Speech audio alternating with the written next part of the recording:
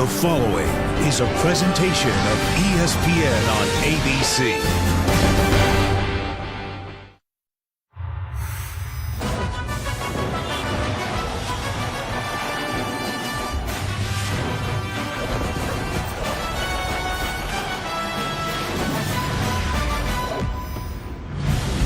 On a flawless evening in Orlando, Florida, there's a title to fight for, and for one side, a playoff position to protect. Welcome to the 2016 Dr. Pepper ACC Championship game between the Clemson Tigers and the Virginia Tech Hokies, part of Dr. Pepper Championship Week. And welcome to Camping World Stadium. Chris Fowler, Kirk Herbstreit, and Samantha Ponder will join us. Well, do you like clarity or chaos for the selection committee? We're about to find out in the next 4 hours what it's going to be as they mull over their final rankings. Kirk, the pressure is on Clemson. They've got that position to play for as well as a conference title, but pressure has brought out the best for this team in the last couple of years. They've got the championship game experience. None of the Hokies have ever played for a title. Dabo Swinney told me he hopes that's going to be a big edge for Clemson. I think they arrive a very fresh team, but there still is that playoff position to protect. The Tide did their job, so did the Huskies. Clemson's played with a different attitude since their loss to Pitt. If you look at the rankings, Bama took care of business. Ohio State didn't have to play. Washington won last night. It leaves Clemson. There are a lot of people around the country that are anxious to watch Clemson tonight to see if they put that final kind of chink in the armor there to be able to show what they can do. Tigers offense and Deshaun Watson have accomplished so much in the ACC. The one thing Deshaun hasn't done yet is face a Bud Foster Virginia Tech defense, and he's up to the challenge, he says. Well, he is. The problem is you really don't know what you're going to see from Bud Foster. He can do so many different things. But I think the experience of Deshaun Watson allows Tony Elliott and Jeff Scott to feel pretty good about what they want to do. The big thing to me, no matter what Virginia Tech comes out in, is Wayne Gallman and the running game have got to be established. They've looked great the last 2 weeks running the football. The safeties are back. You're going to see number 9 a lot. You also see number 4 running the ball. When Clemson runs the ball, it affects the safeties. Here's South Carolina last week. You run the ball, the safeties start to get impacted. Their eyes start to come down. They start to think about supporting the run. Now you have one-on-one opportunities with Mike Williams. Speaking of Mike Williams, I think they got to try to find a way to isolate him tonight. Look for some big plays in the passing game to number 7. If he is left alone against a very, very aggressive Virginia Tech defense, do not be surprised to see Deshaun Watson some point take 2 or 3 shots downfield regardless of the situation, just to try to find those one-on-one chances, because he's just so good. Yeah, the one weakness has been turnovers. They've been turnover prone. Hokies know they have to create a couple. Meanwhile, Justin Fuente, first year taking over for the legend Frank Beamer in Blacksburg, has his team in a championship game with a first-year quarterback. Gerard Evans, interesting story. Second oldest of 9 kids, comes from Dallas, went to the Air Force to run the flex bone, but ripped up his knee. So transferred to Trinity Valley Community College down in Texas. That was the same conference where Cam Newton excelled. He broke all kinds of records, suffered a wrist injury, had some surgery, and came to run Fuente's offense. It's the same thing he ran at junior college, and Kirk, he broke all Tech's records in his first year of major college ball. I think he even surprised the Virginia Tech coaches with how athletic he is and his ability to run the ball. That'll have to be on display tonight. They're going to have to try to spread Clemson's defense out. He is going to be a big part of the running game. If they can run with the quarterback tonight, the reason that's important is he has so many good weapons on the outside at wide receiver. If he runs the ball, you spread Clemson out, and then you take some shots one-on-one with these receivers. We've had Clemson a few times this year. They've been known to give up some plays when they're left on an island with their corners. And I think if you're Virginia Tech, why not take some chances? You have nothing to lose. Evans is a confident guy. His second college game ever, the game you saw at Bristol Motor Speedway, 150,000. He believes he's born to quarterback a team on these big stages. We'll see if he's ready for the Clemson Tigers. We'll see if an upset of Clemson perhaps opens a door for a Big Ten team tonight in the playoff. The ACC Championship game from Orlando comes up just a couple minutes now. The Nissan pregame rush with Stan Verrett, Mac Brown, and Mark May is next, after this message and a word from our ABC stations. Thank you. And to compliment Watson, the tough running back, Wayne Gallman, who ripped through North Carolina on this occasion a year ago, closing in on his second 1,000-yard season. It'll be a physical challenge for that Hokies defense, and the man in the middle is Woody Barron, his senior nose tackle. Looks kind of funny wearing number 25, but that's the rotating number to honor former coach Frank Beamer. And the guys who've worn 25 have played inspired football every single time out for Virginia Tech. They will need that again tonight. This has been the Nissan pregame rush. Kickoff from Orlando is coming up next, but first a look inside Nissan's Heisman House. This is championship football time. We're going to go play ball. I mean, this thing's far from over. One play at a time, one moment at a time. We're going to need the entire Hokie Nation. At the end of the day, you either have the heart or you don't. There is nothing wrong with your sound system.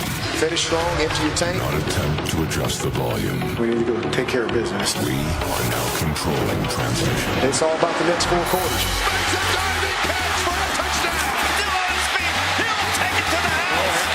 Pressure. Up the middle, he's got it. Williams carries defenders into the end zone. It's Hodges on a great grab. There's Deshaun Watson. And he heads down for a score. Touchdown, Gerard Evans. How do you stop him? Coleman, first and free. Touchdown. Gonna take a shot, and it is caught. Touchdown, Tech. Control the sound.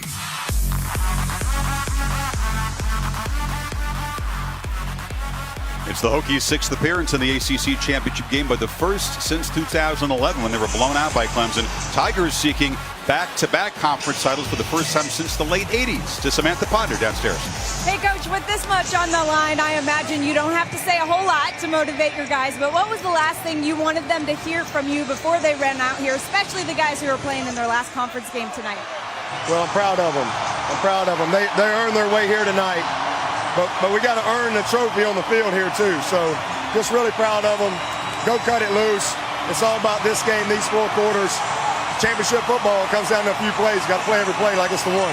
Coach, we know the talent that you have on this offensive side of the ball, but obviously Bud Foster likes to dial up some interesting things, brings a lot of pressure. How does that impact what you're asking of Deshaun tonight? We just got to execute the play call. You know, he's a great coach. We got good coaches. You know, it just comes down to execution. He's well prepared for what he's going to see tonight. We're looking forward to it. Thanks, Coach. Chris?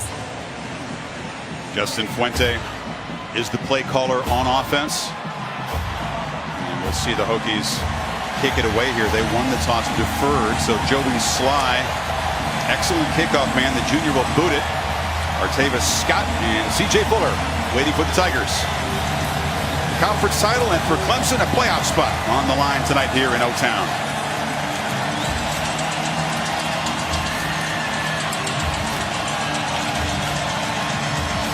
To be the Clemson crowd.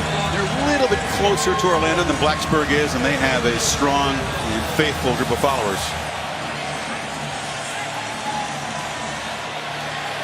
Watson about to get his hands on the football. He was a huge force, MVP of last year's championship game victory, a nail-biter against North Carolina. Here we go.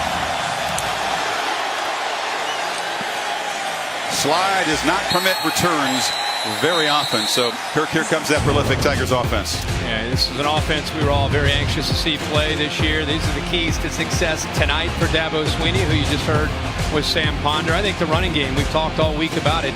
Gallman and Deshaun Watson need to have a big night. Explosive tonight in the pass game. And the big thing, and Clemson fans know this, they got to take care of the ball. Sometimes they've been their own worst enemy, whether it's been interceptions or turnovers. And if you look back at some of the games that have been close or games that have cost them, it's been the turnovers.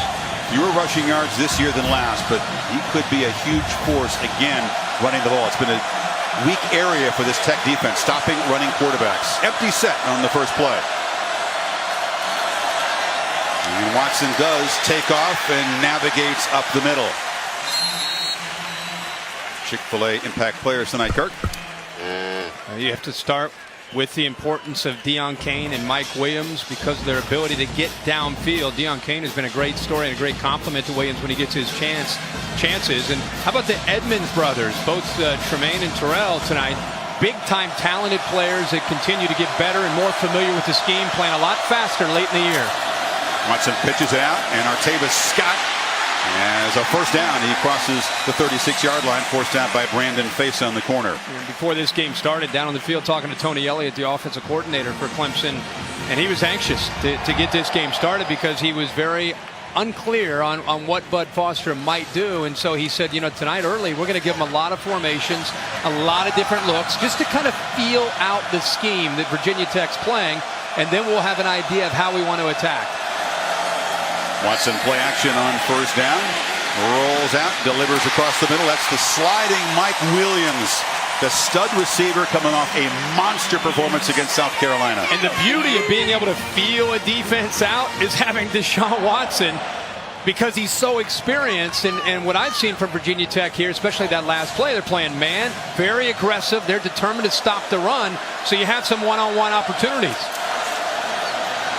And a handoff. Gallman picks his way down near the 40. A very sharp start for this Clemson offense. It reminds me a lot of the last 2 weeks. Since they lost to Pitt, they have not messed around against Wake Forest, and also last week against South Carolina. 8 drives, 7 touchdowns in the first quarter in the last 2 weeks. Against the Panthers, even though they lost, they had 630 yards offense. Right. It wasn't the offense that lost the game. Yeah, but it was a different kind of way they attacked. Watson to Scott. A couple of blocks on the edge, and then a hard hit. Short gain coming up was Andrew Matuapuaka, the linebacker, the leader in this defense. You know, you go back to that Pitt game, they had 50 yards rushing. That's not Clemson football. With, you know, Deshaun Watson can throw it all over the place, but Dabo Swinney wants balance. They want Wayne Gallman. They want Deshaun Watson to be able to run the ball, because it opens up every other phase of their offense. Gallman again picks his way left side and bursts for another first down, or at least right at the marker at the 31. Nigel Williams tackle stopped him. It will be a first down. Guillermo does a nice job pulling around there. Jordan Leggett also getting around. This is, again, more of what we've seen from Clemson in the last 2 weeks. Aggressive mindset, but a balanced attack with the run and the quick throws. Gallman within 38 yards of a 1,000-yard season. Comes into this game much fresher than he was a year ago, Kirk. He was more of a workhorse. He's been kind of pent up and ready to explode, and that's good news down the stretch. They have number 9 fresh and ready. Yeah, the last 2 weeks, 161 against Wake and 112 last week in the rivalry game against South Carolina. You're right, when it's first down, but when he's getting the ball these last 2 weeks, he's running angry. I mean, he's running with a purpose when he gets the ball in his hands. He's a junior, but like Deshaun Watson, this will be their final season. Mike Williams also went through senior day. They'll all graduate a week from Thursday. Could add a couple other guys in that group as well. Sean looks back and flips it on the screen, and Jordan Leggett, the big tight end, has blockers. Knifes inside the 20. And Clemson, with chunks of yardage, is now in the red zone. Yeah, that offensive line just sat there and froze. I thought it was maybe a penalty. Look at the line. It's basically a screen pass. They're letting Virginia Tech come in, giving Leggett a chance to get the ball in his hands, and has a convoy. Interesting way of dialing up a screen pass. You love the wrinkles late in the season. Now a little pop pass to Scott. Martavis Scott tight ropes inside the 5-yard line. That counts as passing yards for Watson. They do it a whole lot. Yeah, again, they're running the ball up the middle. They're going to throw a screen with a freezed alignment. A lot of tempo. They're faking the ball up the middle. Here comes Martavis Scott around the corner. Boy, they just stretch you in every way imaginable. The crowd reacting to see if he got in there, but I think he is short.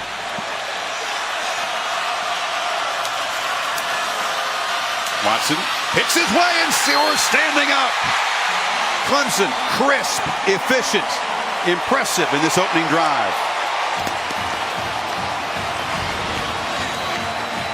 You look on the outside here, I think he misreads this, but because of his athletic ability, he's able to cut underneath. You see that defensive end collapse down.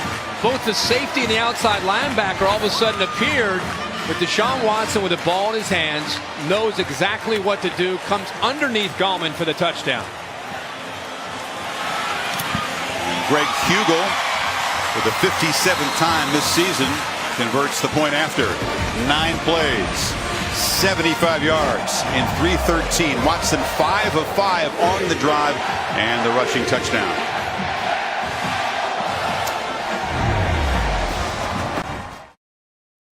For cancer research, continuing the commitment to the V Foundation, Jim Valvano's dream to defeat cancer. You can play a part. Log on to jimmyv.org. or call 1-800-4JIMMY-V to donate. All donations benefit the V Foundation for Cancer Research. Clemson didn't even need a third down play as they swiftly claim a 7-0 lead. And now Hugel to kick it away. Henry Murphy at the goal line. Setter steps across the 27-yard line. It's a great quarterback year in the ACC. Lamar Jackson obviously some ridiculous numbers, but Gerard Evans, Kirk, the only other guy to pass for 3,000 and rush for 700 this season. Think about that. While we've all marveled about Lamar Jackson's season, Gerard Evans quietly on a national level goes over 3,000 through the air in this first year of the offense and 700 on the ground. I think tonight he's going to have to play one of his better games, as you just saw. It's going to be a challenge for Virginia Tech to slow down Deshaun Watson. So running the ball will be big and making accurate throws as well. Evans rolls out, pressured immediately and dropped for a short loss there by Clelin Ferrell.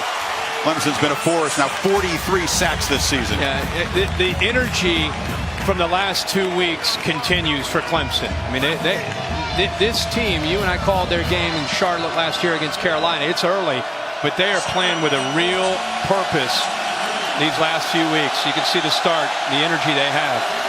Now shovel pass inside, and Sam Rogers, a versatile, tough back, knocked down after a short game, and now it's going to be third and very long. This offensive line for the Hokies up against it tonight. Yeah, they really are. Eric Gallo in the middle is undersized for a center, and think about what he's dealing with. Dexter Lawrence, Carlos Watkins, some of the best interior defensive tackles, not only in the ACC, but the country. 5-receiver look. This is where Brent Venables likes to dial up and get very, very creative. Tigers showing pressure, a flag before the snap, and a flinch on that offensive line. False start. 71 offense. 5-yard penalty. Third down. Jonathan McLaughlin is the leader of that offensive line. It'd be hard to imagine a worse start for the underdogs in this game tonight. Yeah, and they give up a quick touchdown. Clemson goes right down the field, and Evans comes out here, and Justin Fuente, the one thing he wanted to avoid was those third down, potentially disastrous plays. In fact, he told us this week, on third down, we get into these situations, it's avoiding that interception, avoiding that crucial error, so you're really going to simplify things on these third down and longs. Evans has not been interception prone. In fact, he's really only thrown 3. 2 others deflected off receivers' hands, and throughout his career, he's not been an interception quarterback. No, part of that's decision making, and also part of that is Justin Fuente's scheme and keeping him out of those kind of potential pitfalls. Now the pitfall of 3rd and 17. Clemson rushes 4. Evans tries to go over the top, overthrows his receiver Isaiah Ford. Jadar Johnson was the closest to it. Be real careful with Jadar Johnson in the middle of the field. Has as much range as any safety in the country, and a ball hawk, really anticipates and reads the quarterback's eyes well. Only guy in this defense with more than 1 interception. He's got 5, a first-team All-ACC safety. So Mitchell Ludwig, the Hokies punter, gets away a nice boot, really good one, and it drives Scott back inside the 20, and he's going to be tackled right there. Best they could hope for. Tech pinning back Clemson as Anthony Shigog made the tackle, but Watson and company back on offense, up a touchdown. Dr. Pepper ACC Championship game on ABC. Brought to you by Dr. Pepper. Score $1,000 in tuition now. Tweet your one-of-a-kind goal with hashtag Dr. Pepper giveaway. Chick-fil-A. We didn't invent the chicken, just the chicken sandwich. And Nissan, premier partner of the Heisman Trophy. Our aerial coverage brought to you by Goodyear, committed to honoring blimp-worthy athletes who demonstrate hard work on and off the field. Goodyear, official sponsor of the college football playoff. And the number 3 team in the committee's latest rankings, Clemson, off the mark very quickly. Touchdown on the opening possession, force a punt, and now take over at their 17 after a 60-yard punt. Hokies run up a bunch of bodies right at the line of scrimmage, and they knock Gallman down after a short game. Deshaun Watson and this Tigers offense just hitting on all cylinders in that first drive, taking what was there, throwing, spreading the defense out, running the football just right down the field. Let's see how the Hokies attack this time defensively. You see some man-to-man across the board. A really aggressive approach, and so Watson spots it, throws it downfield, and an interference call. It was Adonis Alexander who's going to have to step up tonight, Kirk, because Greg Stroman has a tender ankle. He interfered with Scott. It's like they interfered with each other. There was a lot of grabbing. Alexander, a big, long corner, 6'3", sophomore from Charlotte. Pass interference, defense number 36. Penalty is an automatic first down. He's played a lot of corner, but he's got to step up and Yeah. play more snaps tonight with Stroman Gimpy. Yeah, and he has over the last 3 weeks. What they love about him is just his raw athletic ability at 6'3", 193 pounds. Big, rangy corner. Could probably play safety, but they put him out there on an island. And against this group of wide receivers, that is a tough ask to be out there on an island Now they back one-on-one. off a little bit on the coverage here in this first down play. Empty backfield for Watson. Surveys, looks left. Again, it's Scott. A huge cushion. So no matter what they do, they can't win right now. It's either interference or they take the underneath stuff. Well, I think you've got to give him the cushion, and you're going to mix it up. Bud Foster, he's a very confident defensive coordinator. He'll mix up the looks. I think you're better off trying to give him a bit of a cushion and not give up the big play. Allow them to maybe move the ball down methodically and squeeze them in the red zone and force field goals. Clemson's going to move the ball on you. They have against everybody they've played. Key is either getting turnovers or making them kick field goals in the red zone. There's a whistle and a false start. One key would be get the Tigers to third down. They haven't yet done that tonight. Virginia Tech, one of the best teams in the country on third down. Offense, number 75, 5-yard penalty, second down. All ACC left tackle Mitch Hyatt with the penalty. Well, Virginia Tech caused that. They're bringing some late pressure, slanting that defensive line, and I think Hyatt got caught up, realizing that was coming and moved a little bit early. Gallman in the slot to the right. And Watson fires back to Williams, who is wrestled down short of the first set. Alexander with a nice tackle. Yeah, it is. And there again, he gave him a little bit of a cushion, but he's able to react to the ball, create this third down. That's a heck of a matchup physically. Mike Williams, 6'3", 225 against Adonis Alexander at 6'3", 193. There's some corners playing on Sunday who will see number 7 next year, who are dreading that day. He's just a beast. He sure is. Well, Clemson very comfortable needing just 3 on third down. They have been all year. All kinds of options for Elliott to call on. And Watson with a bunch of time fires over the head of Jordan Leggett. Here comes a flag again.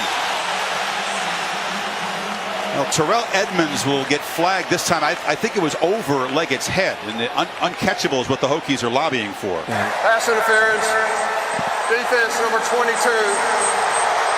Penalty is an automatic first down, spot and foul. Leggett, a 6'5" tight end. That was a very high throw. Yeah, Chris, I'm with Justin Fuente and the Virginia Tech coaches. There's about 5 of them out on the field saying that the ball is not catchable.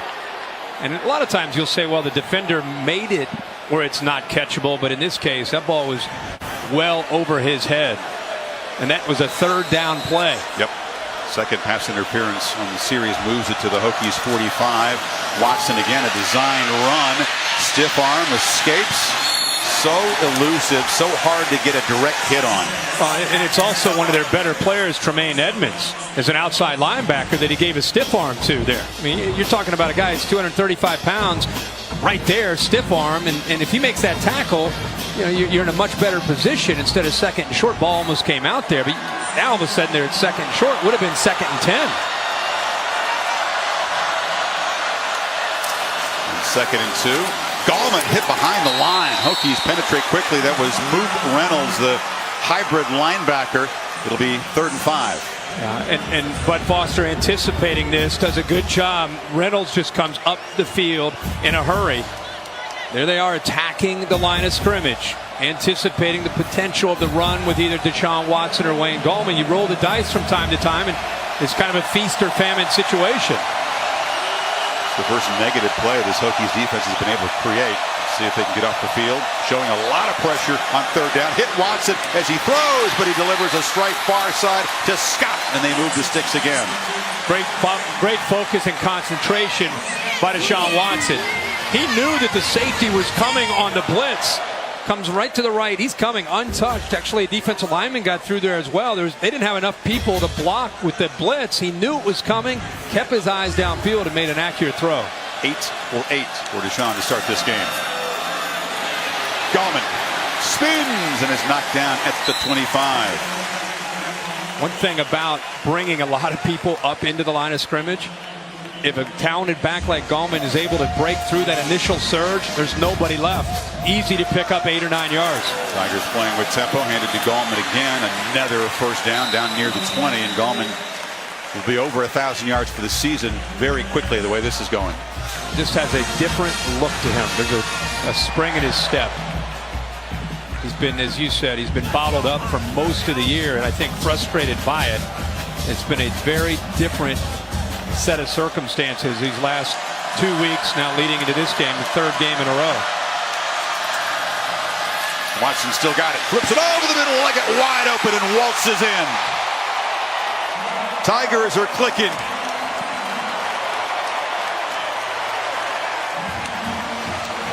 So we talked about this in the open. When you run the ball and you run the ball and you run the ball, watch what happens to the defense. And here's the receiver who's going to slide in behind him.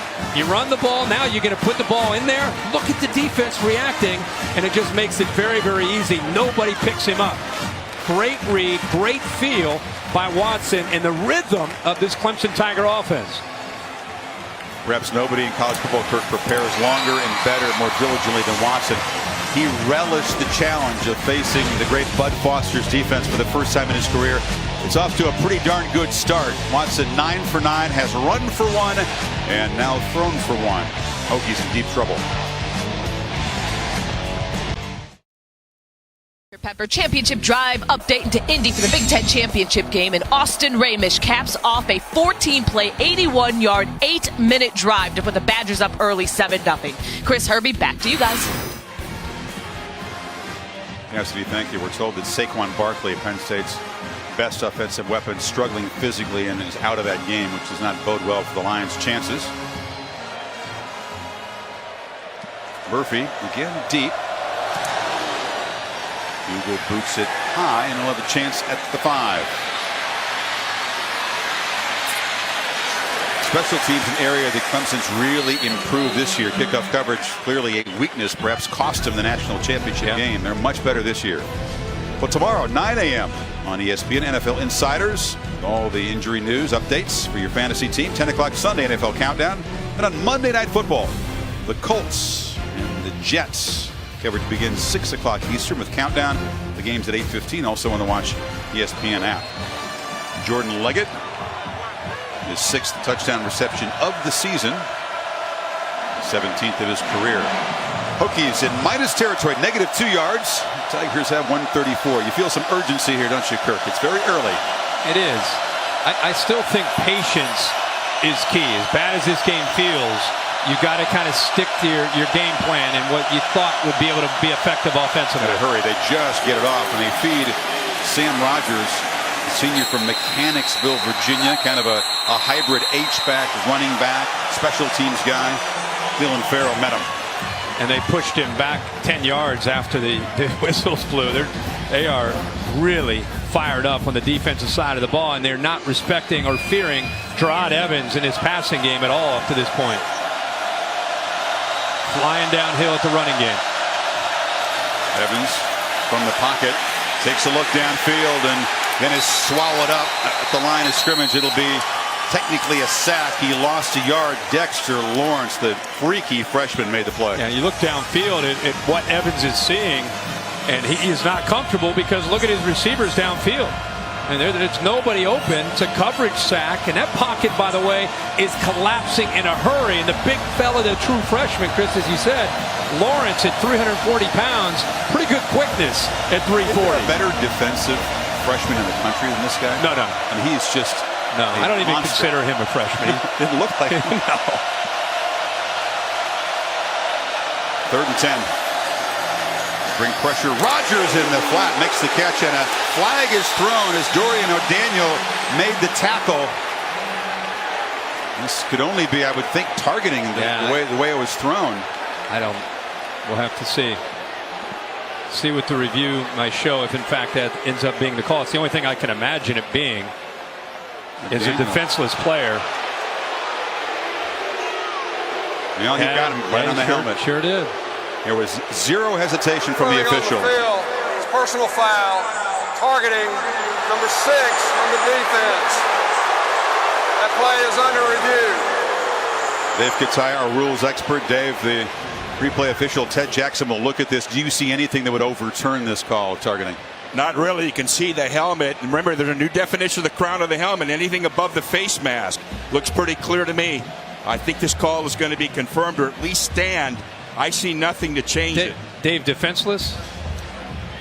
I would say that he's still defenseless because he hasn't turned to be a runner. But remember, the crown of the helmet doesn't mean anything. But the reason I bring up defenseless, the crown wouldn't even come into play, right? Exactly. If he's defenseless, hand, arm, shoulder, anything. O'Daniel has had a terrific year. Brent Venables is singing the praises of this junior out of Maryland. Kind of a freakish athlete. Was an offensive player in high school, shifted over to linebacker, really has come on strong down the stretch, but figures to be excluded from the rest of this game. After review, the ruling of targeting on number 6 in the defense is confirmed.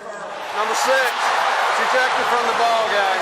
And Dave, for the Clemson, 15 yards, first down. For the Clemson fans at home, because this is the first half and thinking about the potential of a playoff game, he is kicked out of the rest of this game, but because it's the first half, he'll be okay to play at the beginning of their next game? Exactly, because this counts as an entire game, the first and second half. So that moves the sticks, and the initial first down for the Hokies at the 38-yard line. Rogers appeared to be okay. Trayvon McMillan is the back. They fake it to him, and Evans takes a look downfield, loops it over the head of Isaiah Ford. He's a terrific receiver, the complete polished guy, but no chance to make a play there. Simple read. You're matched up one-on-one. Your best receiver against a top corner. You got to try to take these chances with Evans. But even though it's a route where you're going to get the ball out fairly quickly, you can still see Farrell, the defensive end, still gets to him and brings pressure. Bankersley, a first-team All-ACC corner.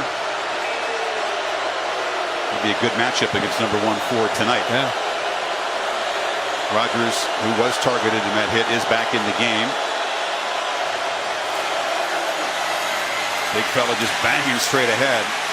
I think he'd have to get hit by 4 or 5 targetings to get knocked out of the game. Yeah, he's a tough guy. You know what I think Justin Fuente inherited is a team that doesn't have an elite back. All those years with Frank Beamer and the amazing running backs that they've had, they just don't have that in the backfield to complement Gerard Evans. So the offense, for the most part, is Evans as a threat running, and then either Ford on the outside, Phillips, or Bucky Hodges trying to make a play and win one-on-one. McMillan in the back does have some speed. He's also got some fumble issues, which has limited his playing time. Evans is pressured immediately and dropped one more time. Jalen Williams, who fills in for O'Daniel, just picks up where he left off. Well, they bring the middle linebacker. The offensive line is thoroughly confused. Linebacker blitz comes, but watch the right tackle come down, and it just frees up. The outside defensive end actually, take that back, actually a late movement there by Christian Wilkins. He was just out of the frame. They brought him down late. Right tackle didn't see him, didn't pick him up. Ludwig, it's a fake punt, and he pops it over the middle, complete. And Terrell Edmonds has a first down. We thought there might be some gadget plays in there for the Hokies. They desperately needed a spark. A gadget? That's a jump shot. How about this? Ludwig with, this isn't a throw. Watch this form. Watch the technique. Backspin. What a catch. That was a great effort to be able to come up with it. Running on the field. It's an ineligible receiver. Number 56 on the offense. Downfield. The pass was completed beyond the line of scrimmage. 5-yard penalty from the previous spot. 4th down. So by running forward and flipping it that way, it was beyond the line of scrimmage and brings the ineligible receiver downfield into play. Yeah, he's flying downfield right away. In fact, there are a few guys just taking off there. Oh boy, it's right just past the line of scrimmage. That play is designed to be caught because it was high. The play is designed to be caught behind the line of scrimmage, and then you don't have a penalty. But because he floated that little ball, it was a little ball, high, bobbled it, carried him across the line of scrimmage. That's why you have the penalty. They were hoping to get a chance to spring that. It's a fun play to practice. That play is under review. Now they're going to see perhaps whether or not Edmonds did catch the ball beyond the line of scrimmage. It was a 21-yard catch and run negated. Dave? That part is reviewable. What is reviewable is not whether or not he's beyond the line of scrimmage. It's whether the ball crosses. That part is reviewable. So you see the black line, which is a line of scrimmage. He's either behind or right at it. Right at that angle, I don't see enough to change this call. When he first tips the ball, he clearly is beyond it when he catches it. The key is when he first touches the ball. When he first touches it. And remember, it's not the lineman downfield that's reviewable. It's whether the pass crossed the line that's reviewable. Sure. Well, if it was behind the line, that penalty wouldn't come into play. It would be absolutely legal, correct. Very athletic play by Edmonds. It's not an offensive player, by the way, to make that little tip catch. No, but it looked like, Dave, it looked like he may have touched that ball. After review, the ball was first touched behind the line. Therefore, there's no foul. The ball will be placed at the 42-yard line, first down. You know, it's difficult to see exactly. It was very close, as you say, Dave, but this play's going to stand. See, Dave, that's why you're up here to be able to coach us up every week. I thought it would be where he secured the ball. You're saying it's where he first touches the ball, and that's why they're able to avoid that. Check that one off the list in your life. Exactly. You notice here they freeze frame it, and that freeze frame clearly shows he's behind. Without that freeze frame, you can't tell. How do you know all these rules? Honestly. This is job. How do you know that rule? How many times do you see that rule in your life? I don't know. Rodgers, he's looking to throw it. Yes. Lofts it downfield. Hodges interfered with. Tankersley flagged as Rodgers, who can do everything, tried to throw the halfback pass. I was going to say, how about the effort by Sam Rodgers to get the ball off? I mean, he is running. Interference, defense, number 25, 15-yard penalty. He's running for his life, trying to avoid Christian Wilkins, and has to somehow turn and make the throw and get buried into the turf by Wilkins. Clearly interference by Tankersley. Yeah, he grabbed him right there. He probably saved the touchdown. Hodges, if he'd broken free of the cornerback's grasp, could have caught it. Would have been down inside the 5. As it is, it moves the ball just to the 27-yard line. Look at it. I mean, he's full speed. Somehow gets his shoulder turned just enough. This is an H-back trying to make that throw. You're seeing a team now. You're seeing a team that's doing whatever it can think up on the fly to try to get back in this game. Fake punt, halfback pass. Hokies are threatening, though, for the first time. Part of the halftime show here, the Dr. Pepper tuition giveaway. Stay tuned to see who'll take home the $100,000 in tuition from Dr. Pepper. So they had a fake punt, flipped pass by the punter Mitchell Ludwig for a 20-yard gain, then a pass interference on a halfback option. And the Hokies, who had generated nothing before that, find themselves at the Tigers' 27. Clemson spending a timeout on defense a moment ago. Evans pump fake, has room up the middle. And a physical runner, not a sudden jitterbug kind of guy, but a guy who goes 238. Yeah, he is physical. Reminds me almost of a tight end when he takes off to run with the football. On the end around, they handed to Cam Phillips. He's knocked down after a short gain. Dabo was making the comparison to Taj Boyd, of course, the former Clemson quarterback. I mean, Taj Boyd was a great player at Clemson, a great quarterback, and was physical. But I think this guy's even bigger than what we saw from Taj Boyd in his running style. Tremendous arm talent, who hasn't had a real opportunity to flash that yet, but he can pitch it around. Throws a dart over the middle. Isaiah Ford tracks it down and scoots inside the 5. First and goal, Tech. Well, he does a good job at not giving up on this and pulling away from Ryan Carter. Look at Boulware coming out, but see that little passing lane. It's because he was able to pull away from Ryan Carter. Carter had him initially at the line of scrimmage, but that play with the linebacker Boulware pulling out of there was a tough read, but a good job by Evans. Evans keeps it, picks his way, and still fights down near the goal line. No signal. Nope, he stopped short. Ford, by the way, the guy who played in 2 state championship games in this stadium. He comes from Jacksonville, so he's got good memories here. Oh, yeah. Absolutely. By the way, Van Smith at 195 pounds coming up in run support.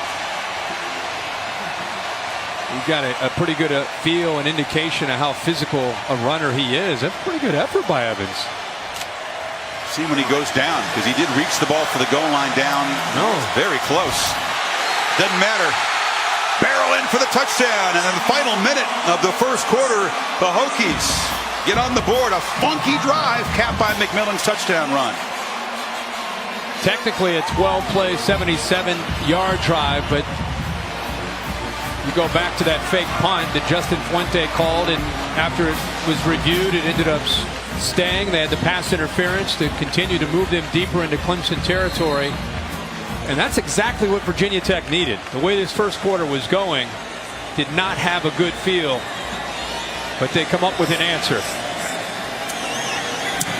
Sly boots it through. Another factor, Kirk, is they took a bunch of time off the clock and they gave their defense a chance to rest and regroup and figure out what to do against Watson and company. Yeah, that's a great point. But Foster is over there trying to come up with an idea of what to do. But one of the first times we've seen the offensive line get a good push. Look at that.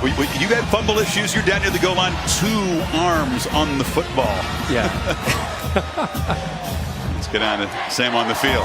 Exactly what you guys are talking about right now is what I just noticed on this defensive bench for Virginia Tech. It was almost like they pressed the restart button.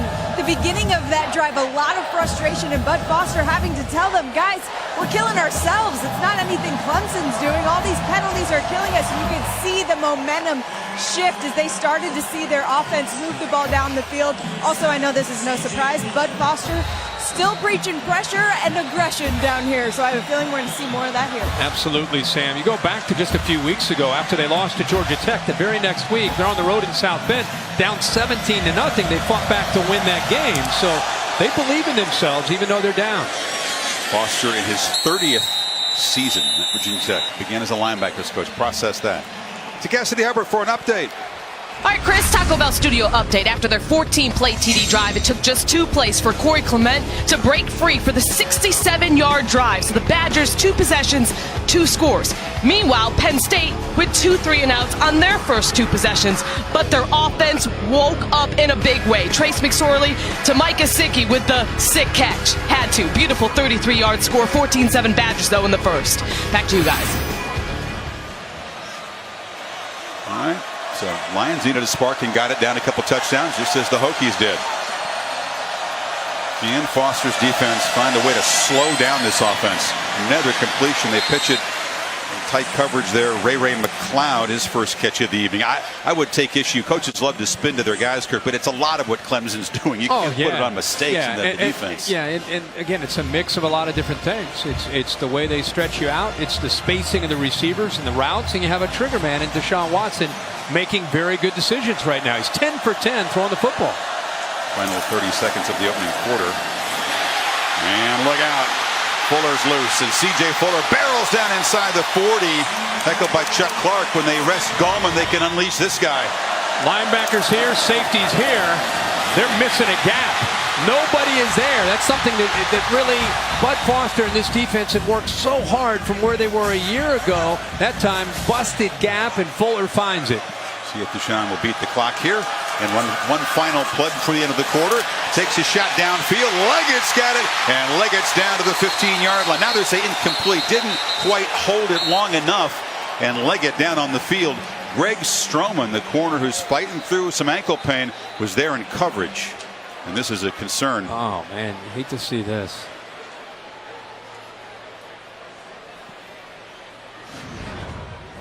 He landed on the football or his right shoulder when he came down.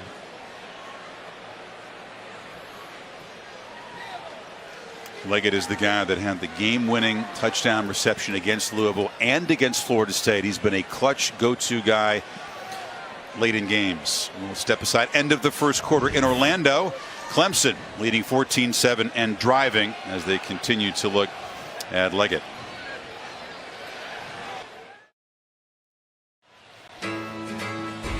Back in Orlando, the Dr. Pepper ACC Football Championship game, part of Dr. Pepper Championship Week. Clemson leading 14-7. Leggett walked off okay. Look, he just landed on the football. Terrific play by Greg Stroman to knock it away just before Leggett hit the ground. So we begin quarter 2 with a 2nd and 10 play. C.J. Fuller again. Hammered immediately. Motua Pawaka and a bunch of maroon jerseys on the stop. Tremaine Edwards helped out. Yeah, much better job there by the linebackers filling those gaps. Motua Pawaka along with Edmonds. Both guys have had great years at that linebacker spot for this Hokies defense.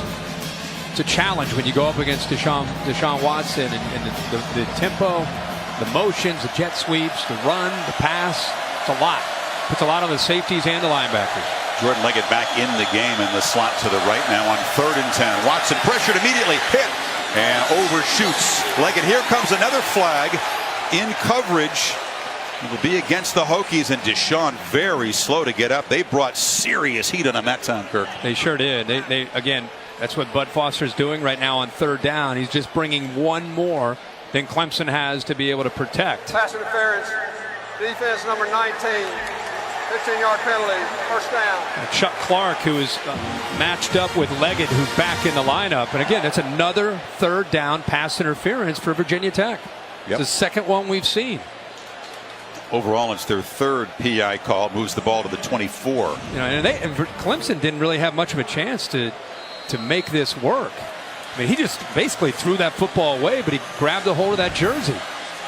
Deshaun showing his toughness one more time. He got T-boned there by the rush. Now Fuller takes off. He's been featured on this drive, spelling Gallman, and he powers down to about the 17. That can take a toll on you defensively when you finally get Deshaun Watson to 3rd down and you think you come up with a stop, only to look back and see there's a flag down and it gives them a 1st down. It can be very deflating, and you really got to show some moxie, some mental toughness here to be able to bow up in the red zone and try to come back with a stop. They've been a strong red zone defense, but Clemson is not your typical red zone offense. Coaches for the Hokies out on the field going to make defensive adjustments here. Watson fires and misfires. And with Williams. Really like Mook Reynolds, the sophomore, who they'll put out there in coverage as an outside linebacker. He's a bit undersized. He's physical enough to be able to fit in the run, but also very athletic. Number 6 will stay out there in coverage. You see him walked out, comes all the way out here, matches up with Hunter Renfrow. 2nd best defense in the FBS in 3rd and short situations like this. Watson weaves his way for a 1st down. Well, you've got a lot of action going this way, but you've got a couple linemen going this way. That's what the defense is trying to figure out. Usually those guards and those linemen will lead you to where the football is going, but they try to affect the eyes with the motion. And that time Deshaun Watson just enough for the 1st down. They have had 6 red zone turnovers, tied with Louisville for the most in the FBS. It's been the one weakness that drives Dabo Swinney crazy, because if they don't turn it over, they really haven't been stopped at all. No, you go back to the Louisville game where they had 5 turnovers, and you think about the NC State game, they had the ball 3 times inside the 5, came away with 0 points. It's been red zone at times, lack of execution, and turnovers have been the 2 areas that have probably impacted them the most and created the most inconsistency. That's a startling difference. When they don't turn it over more than once, they win by an average of 41 and a half. They don't just win. They win by 6 touchdowns. Right.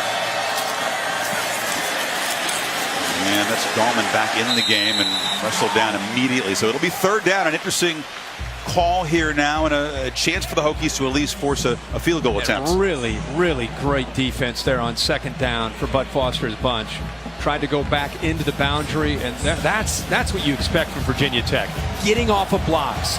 4 or 5 different defenders pursuing and running to the football. Nowhere to go with the football that time for Wayne Gallman. They need 7.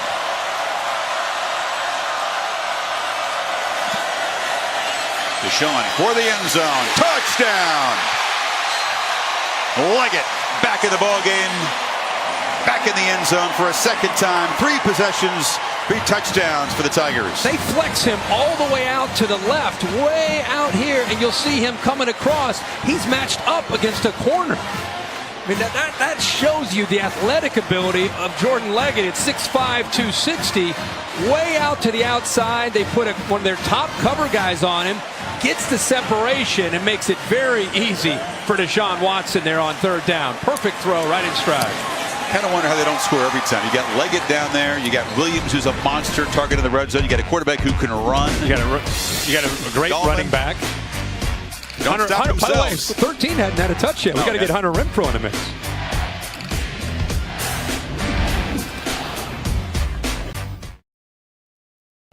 Hokies defensive huddle searching for answers, trying to slow down Deshaun Watson. The answer to the Affleck trivia question coming up momentarily, but first we begin with the question. And Mr. Felica in the truck. What have you cooked up for us this week, Bear? Well, we would like to ask you, who was the last Power 5 coach to win a conference title in his first year? Of course, Justin Fuente trying to do that tonight at Virginia Tech. Good question. Power 5. His first year.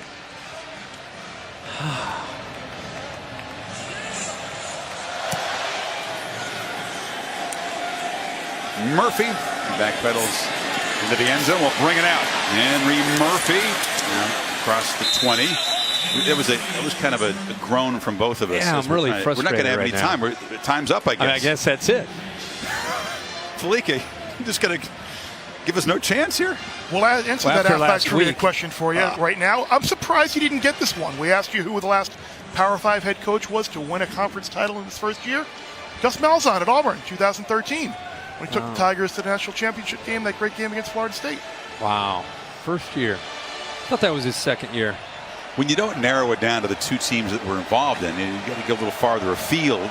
Caught us off balance there, Felica. Should have gotten that, though. You're right. Hokies again down 2 touchdowns. Evans fires low and incomplete for Ford on the slant. Well defended.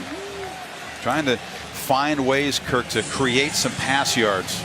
Well, Isaiah Ford's a guy you want to try to go to. He and Cam Phillips and Bucky Hodges definitely have the ability to make plays. They're kind of count on Ford and Hodges to win those one-on-one battles on the edge. If they can't, big trouble. Tankersley matched up on Hodges, bottom of the screen. They look that direction. They throw underneath. That's a slot receiver. And Phillips is dropped by Jalen Williams. It'll be 3rd and medium here. You go empty like that, there's 2 things that you're going to call. Either the ball is coming out immediately, which you saw, or a quarterback draw.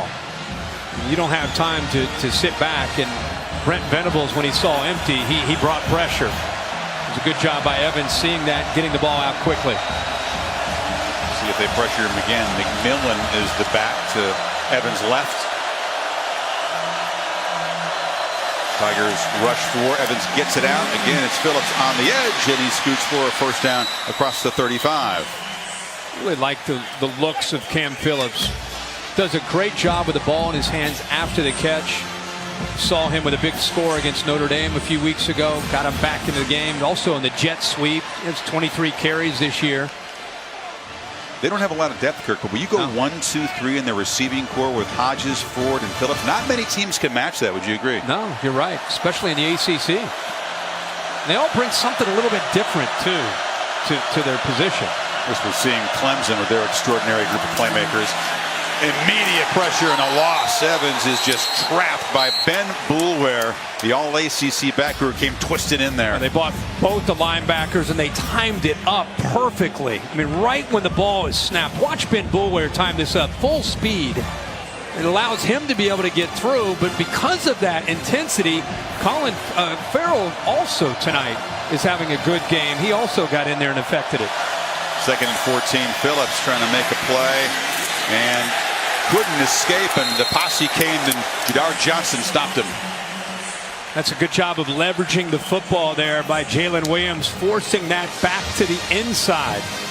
It's a heck of a play, and as you said, you saw a bunch of white jerseys running to the ball, which is exactly what you want to see as a defensive coordinator. But if he lets him get to the outside, he picks up a lot of yards. That's a great point. Williams didn't make the tackle, but he held things up.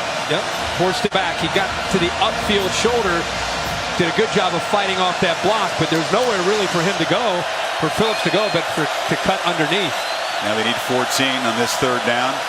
Again, pressure against empty backfield, gets out quickly. Phillips hammered hard right there by Boulware, well short of the marker as Mr. Boulware introduces himself to the slot receiver. Yeah, Justin Fuente says it's 3rd down and long. We're not going to take any chances. We're going to just get the football out, see what we can do, and there's the big hit. I love Ben Boulware's attitude. He's not afraid to tell you he's one of the top linebackers in the country. Top tackler on the team, that's for sure. Scott says get away from it. It's a short punt which spins back and will be down at about the 35. Can the Hokies find a way to get a stop? They'd better. Tigers back to work, up by 14. 2016 Dr. Pepper ACC Championship game on ABC. Brought to you by Dr. Pepper. It's a college football tradition. AT&T and Aflac. In just one day, we process, approve, and pay. One-day pay only from Aflac. That's Florida, but you can still get in the Christmas spirit down here in beautiful downtown Orlando, as our friend Mr. Corso would say.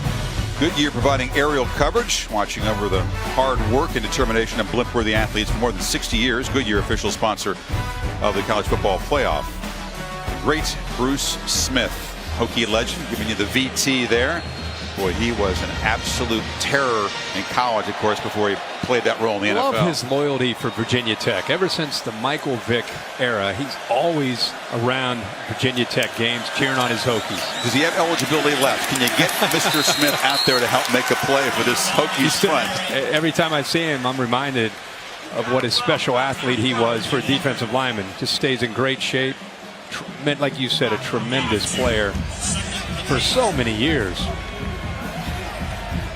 He knows that this defense is up against it. Bud Foster said in those 30 years coaching defense, this might be the best offense he's ever seen. That would include some of the great Florida State and Miami offenses. Yeah. Watson be sacked for the first time. Well, now they're finally starting to make some plays up front. Tim Settle, big man here, makes a nice play. You wonder how you can be effective. How do you slow down Clemson? You got to beat them up front. Chris and I were just talking about that at a break. You've got to beat that offensive line, and that time it's exactly what Tim Settle did, going around Tyrone Crowder. Yeah, that's an all-ACC guard that he beat for his first sack of the season. 3rd and 16. Watson immediately pressured, hit again, lofts it downfield. It's a battle for the ball. McLeod interfered with. It's a 4th PI call against the Hokies secondary. That time Brandon Faison, and again on 3rd down. Yeah, and again Clemson tries that. The line just doesn't move. They just sat up there. And Deshaun Watson put it up in the air. Defense number 31. 15-yard penalty. First down.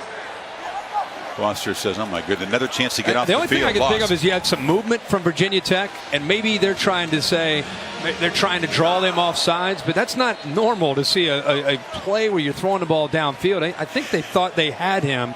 But there's the 3rd time, as you said, face on that time with the interference, just again grabbing that jersey. You think Deshaun says, let's not call that little offensive. Yeah, maybe block these guys. Just a little, hold them up a little bit, right? I mean, but they held their position for a long time. Just so you know, that particular play is not a called play. That's where the center, if he feels like he has the nose guard or one of the defensive linemen jumping off sides into the neutral zone, he's taught to snap the ball, and the rest of the linemen are taught to just freeze so they don't get pulled off sides potentially. But maybe after a few seconds, can you unfreeze? Yeah, guys, they're moving. Help. 2nd and 9. I mean, they're getting him hit a little bit too. Watson flushed, shoved as he throws that one. It's another completion there. Is Crevion Thompson, just his 11th catch this season. It will be a third down again. Much better coverage again. Virginia Tech feels like they're starting to settle in a little bit more defensively, even though, again, it's a great challenge for them tonight. Here comes another third down. Bud Foster has mixed up his looks. They've had their chances to get off the field. The 3 pass interference have hurt them. Let's see what they do this time to affect that rhythm and timing with Watson as receivers.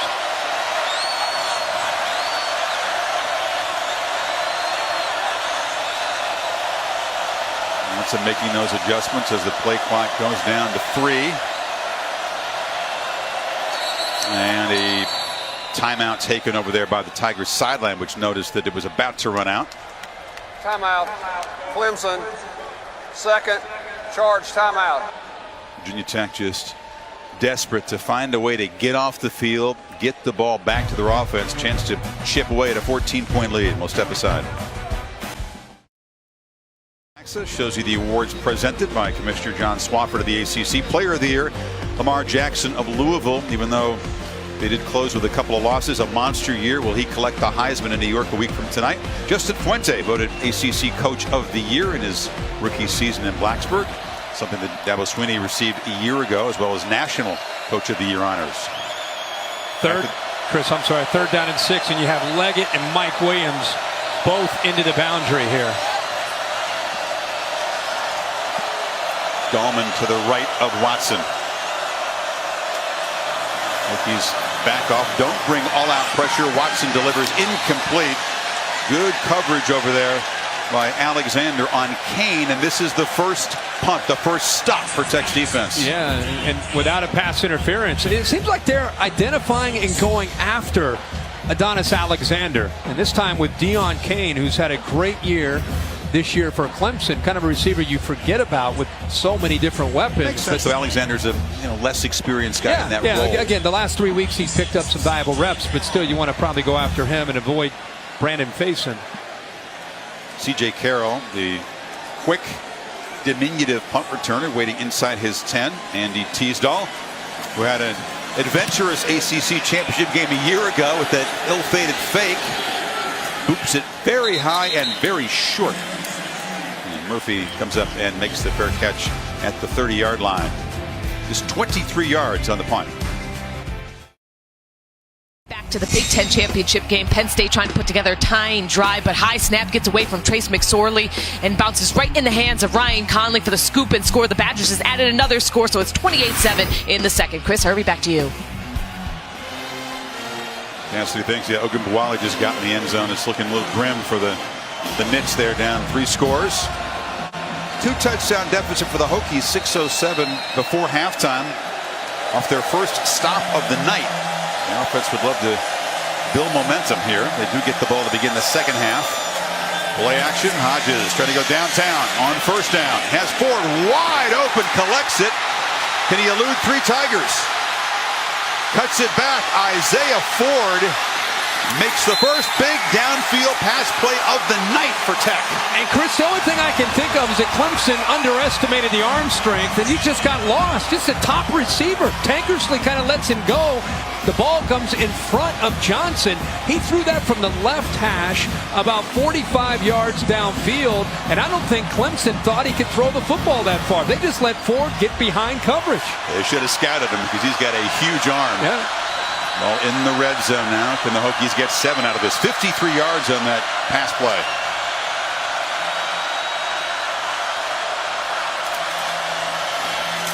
Phillips cuts it back. Still alive. And knocked down inside the 10. That's the kind of play, Kirk, that they gave up so often last year. They were so prone to busts and giving up big plays, even though they got to the championship game. They've really cleaned it up this year. They really have. That was just a mental error. But think about Virginia Tech. They're just kind of bobbing and weaving here at 21-7. They had 61 yards for the whole game until that 53-yard gain. All of a sudden, they've got a little bit of confidence. Their best play had been a flip on a fake punt until that pitch and catch. This is a keeper, and Evans muscles forward again, as he has done for the 49th time this year. He runs it for a first down. Yeah, quarterback run, always a threat for Virginia Tech, and you know, he gets in there, but you also have linemen pushing from behind, so it's double barrel coming at the Clemson defense. Bucky Hodges also, we haven't seen him get a chance tonight, but at 6'7", they've got him in the slot. He's also a guy that they like to try to get the football to. You wouldn't bet against another quarterback run, though, here on 1st and goal. Let's see. Now he's going to throw it. Lofts it to Hodges. Jump ball. Not even the 6'7" guy can come up with that. Williams, a linebacker in coverage. It's a good matchup for them, but a tough route. Really, really tough for Hodges to go up and make a play on Jalen Williams, who's doing everything. Got pretty physical there, but again, Jalen Williams 5'10". But that was a tough route and a tough throw for Gerard Evans. But you love the idea. You love the idea. This time they're going to put him to the outside. Hodges, a guy just besides the height, strong hands, big wingspan, very smart player. That's why he can move around and play a whole bunch of different receiver positions. Tigers showing some pressure here, and now another flag pre-snap. They called delay. Play a game. Offense. 5-yard penalty. 2nd down. Evans, for all his talent, not yet a real polished quarterback. Got another year to work on that. That's a mental error. Yeah, that and the passing game somewhat handcuffed with his growth at this point as a passer, with the reads that he can make down in this area. 95th in the country as far as scoring down in the red zone, scoring touchdowns. Evans now takes off and runs it. Barrels forward and scores. That's the physical side of Gerard Evans, and the Hokies back within a touchdown. They go empty, like we said earlier. Either the ball's out fast or the quarterback's going to run the football. And Kendall Joseph looked like had a chance to make a play on him. And Chris, as you said, it gives you a feel of how physical he can be when he lowers his shoulder to run the ball. He does not run the ball like a quarterback. He's got that helmet off, marching down, a defiant attitude from this confident quarterback. Not much phases him, including falling down by a couple of touchdowns to Clemson, and all of a sudden the Hokies fight back. Yeah, he got a great block from the left guard, Teller, who's going to come around and pick up the block here. But watch this. One of the top linebackers for Clemson, Kendall Joseph, he just misses him, bounces off of him, in fact. And in defense of Joseph, that's a big man that's running at full speed, and he's trying to come up with a tackle in the open field. But the block by Teller on Ben Boulware, you see number 10 right there trying to come in. Boom, block right there. Run over top of Joseph and into the end zone. It's a pretty good tackling defense. Venables pleased with their improvement in that area, but this dude is as tough a quarterback to tackle as there is in the country. And Justin Fuente said, listen, we got to weather the storm and we've got to be patient. We know how talented this team is. Look at that. Love that leadership from Evans. Trinity Valley Community College, which won their junior college bowl game today down in Texas. He played for Coach Brad Smiley, arrived at Blacksburg, and he joined a veteran team. Okay, so he's got to immediately blend in, beat out Brendan Motley, who was the starter for almost all of last season. But the talent is obvious. So is the leadership, the toughness. Yeah, and you linemen feed off of that energy from a quarterback, especially when it runs over top of a middle linebacker to get into the end zone.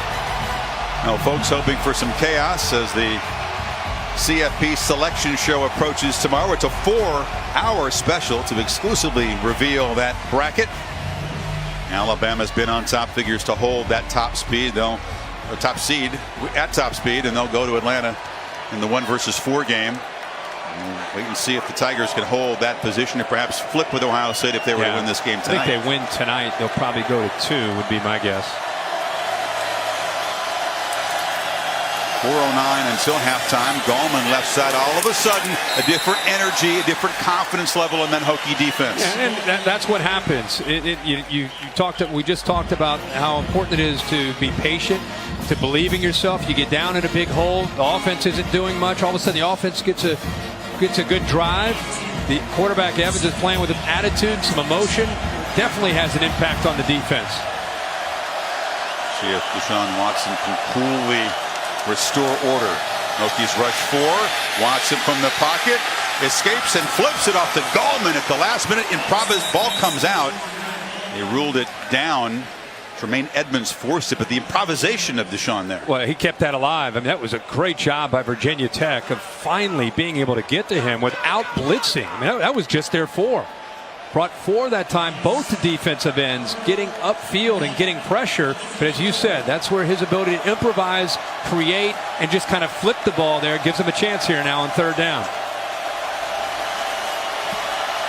Just a half yard.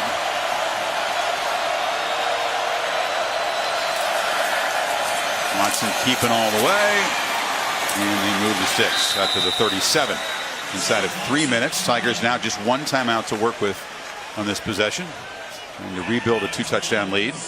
Depending on how tonight goes and their next games, you're going to see number 4 running the ball more and more. You know, you don't want to run him all year. You pick your spots. Well, you get into the ACC championship, potentially a playoff, you got to start running number 4 more.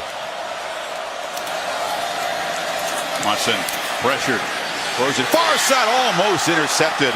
That was Alexander who was covering Williams. Watson went down hard that time. Yeah, they are taking some chances. This is Bud Foster. Good job at getting after Deshaun Watson. And here's again going after Alexander. How about him with his eyes on the ball? Great technique. Saw the ball coming, and ultimately they were impacted there with the pressure, with the safety. Edmonds getting in affected the accuracy of the throw that time by Deshaun Watson. Watson flips it off Williams. Tunnel screen, but he is going to be knocked down behind the line. Edmonds again making the play. Terrell Edmonds. Edmonds are all over the field. Bud Foster, to me, this week gave him Terrell Edmonds' ultimate compliment. He said, you know, we've had some pretty good defensive backs in Blacksburg over the years. He's the next one. Because of his versatility, he can play corner, he can play nickel, he can play safety. Has such skill set. Last week, one of their corners went down. He stepped in and was able to play corner. So it blitzed him, too, the play before. He can do a lot of different things. See what option Deshaun looks to exploit here on 3rd and 11. Play clock at 2. Gotta hurry. Just get it off. Pressure comes. Watson hit, lofts it downfield, and Scott broke off the route. And this time there is no pass interference flag. A relief for the Hokies who can get the football back. Edmonds, this time Tremaine on the pressure. You're right. There's like, how many brothers are there? Right. They brought the pressure again. Edmonds is here. You see a middle linebacker. Another late blitz that comes from the field. I mean, Bud Foster is rolling the dice and taking chances, and it's working. That time, Tremaine Edmonds, almost gets to Deshaun Watson. Watson felled him, and that's why he just threw the ball up in the air to nobody. There's Bud Foster, who was watching his guys get shredded on their heels the first 3 possessions for the Tigers, but now have settled down, and they force another punt. Vinny Mahota, by the way, the defensive end, a little slow to get up, but appears to be okay as he trots off. Amazing how one side of the ball can feed off the other. Sure. The offense finally made a push. It was really the fake punt that ignited him. The defense gets going. Now you've got the quarterback bouncing around, as you said, and now we're going to see if Edmonds can cut into the lead.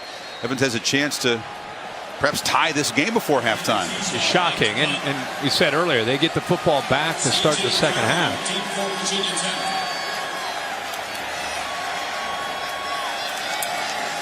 Teasdale gets it away.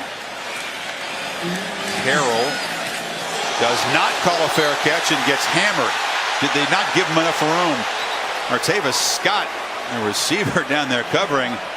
Well, he hit it as soon as he caught the ball. He didn't give him enough room at all. He's celebrating like he did something right, but there are a couple flags down there. How about the catch by Carroll? I mean, as soon as he touches the ball, boom, he's hit. Pretty brave not to call a fair catch there, but you're right, Scott well within the kick catch interference sphere. Interesting that they have the veteran receiver down there as a gunner in that punt coverage team. 2 fouls on the play, 1 on each team. Holding, offense, number 36. Kick catch interference, number 37 on the kicking team. Correction, the holding was by the receiving team, number 36. Kick catch interference by the kicking team, number 37. Those fouls will offset We'll replay 4th down. All right, there's a lot for Jeff Flanagan to sort through, but it'll be another punt. Dr. Pepper tuition giveaway coming up at halftime. $100,000 in tuition money at stake, donated by Dr. Pepper. Minute 24 before halftime. And just a do-over on this punt. C.J. Carroll is about $165, generously listed at 5'8". Pretty fearless back there in that one. Yeah, well, he is. Come on, he's got great quicks, but as he said, he's undersized, but has a big heart. He wasn't even thinking about calling a fair catch. He may think about it this time. I don't think he will. I don't think he's worried about it back there. Hit me again.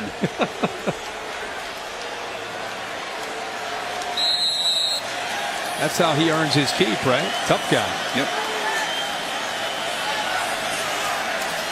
Hokies don't come after this punt. They peel back to set up a return. This is a much higher kick, and this time a muff. Carroll falling on it. He did retain possession at the 26, and so it's a minute 16 for Virginia Tech. The Capital One halftime report. Stan, Mark, and Matt coming up. Update you on what's going on in Indy. 28-7 Badgers over the Lions, approaching halftime there. I think the only drama left for the committee isn't in Indianapolis. I think that's done. Wisconsin wins. They're going to go to the Rose Bowl. They're not in the playoff, in my opinion. I think it's really about Clemson. I think is Clemson going to win this game and secure a spot as an ACC champion and in the playoff? And if anything, it really is left to discuss is Washington as a Pac-12 champion against Michigan. That's, to me, the really only discussion. Really nothing to do at all with what happens in Indianapolis. We'll follow up more on that, certainly in the second half. Should Husky fans feel 100% secure, or will they be sweating tonight? Evans trying to direct traffic as the play clock winds down. Into the slot, and it's dropped. Phillips has been busy. They've been trying to nickel and dime in there. He's normally sure-handed. Again, they're going to keep things fairly simple. I think you can look at Cam Phillips and say, why didn't you come up with that? But at the same time, Gerard Evans, I think, would love to be able to make it a little bit easier for him on such a simple throw. Justin Fuente here with a minute 12.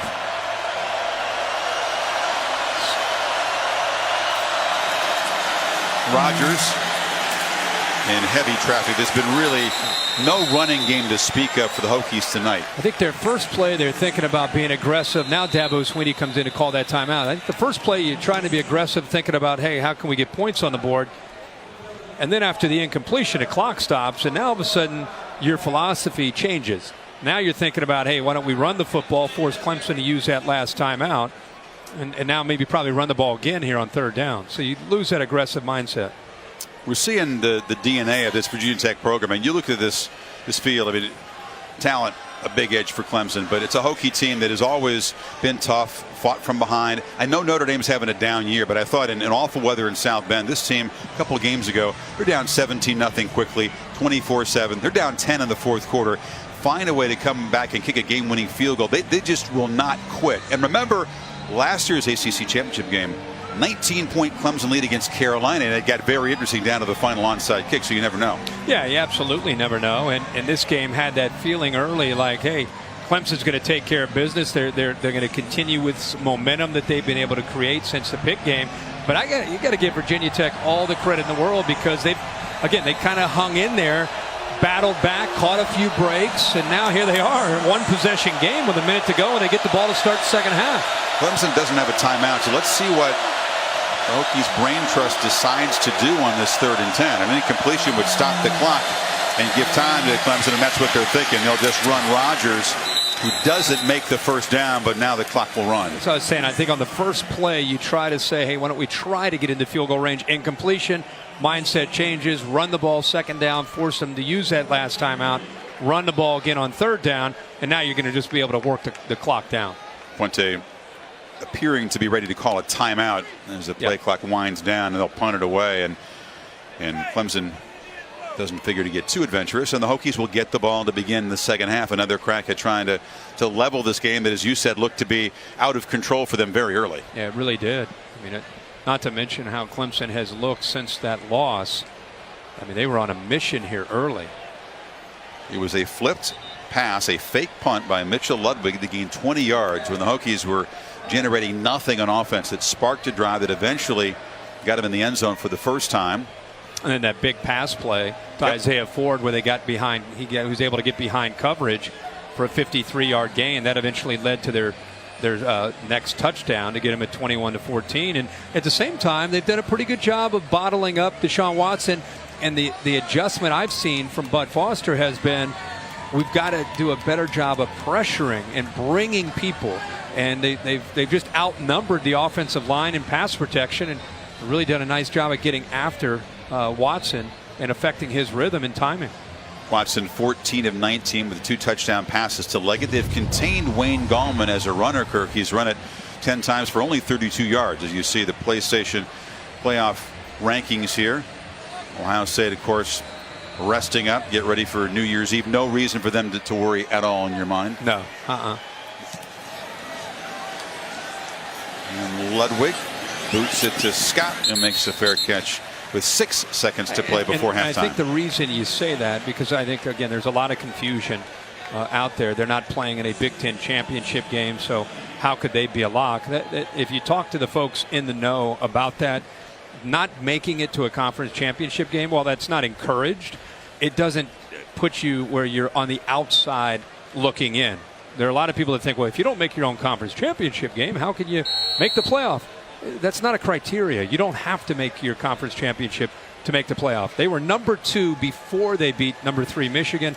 They beat number 3. They become that much more of a solid number 2 after the win over Michigan. And if Clemson can protect this lead and win this ACC championship, you would not bet against an Ohio State Clemson semifinal. And I think Clemson would probably flip to 2 and Ohio State would go to 3. But the Hokies still very much in this ball game after a slow start. 21-14 Tigers at the break here in Orlando. Justin Fuente, a word with the Hokies as they huddle up before leaving the field. And now let's get into Sam with Coach Fuente. Coach, I imagine not the start you hoped for, but things changed quickly. The momentum going in your direction. What was the difference on that last scoring drive offensively? Well, we hit the big play on the play action pass on first down, got the ball to Isaiah. And then we've started getting off the field on third downs. You know, their first drive, we didn't create any third downs, but, you know, we kind of settled down and played a little better. Defensively, bringing a lot of pressure. Your assessment of their ability to get after Deshaun so far? Well, we've done a decent job, and we've been in good position in the secondary. We've given them some first downs with some pass interference penalties. We've got to trust our technique and know that we're in good position and go make the play. Appreciate your time. Thanks, Coach. Each team at 5.1 yards per play in the first half. So Hokies within striking distance. Tigers on top by 7. The Capital One halftime report will come your way right after these messages.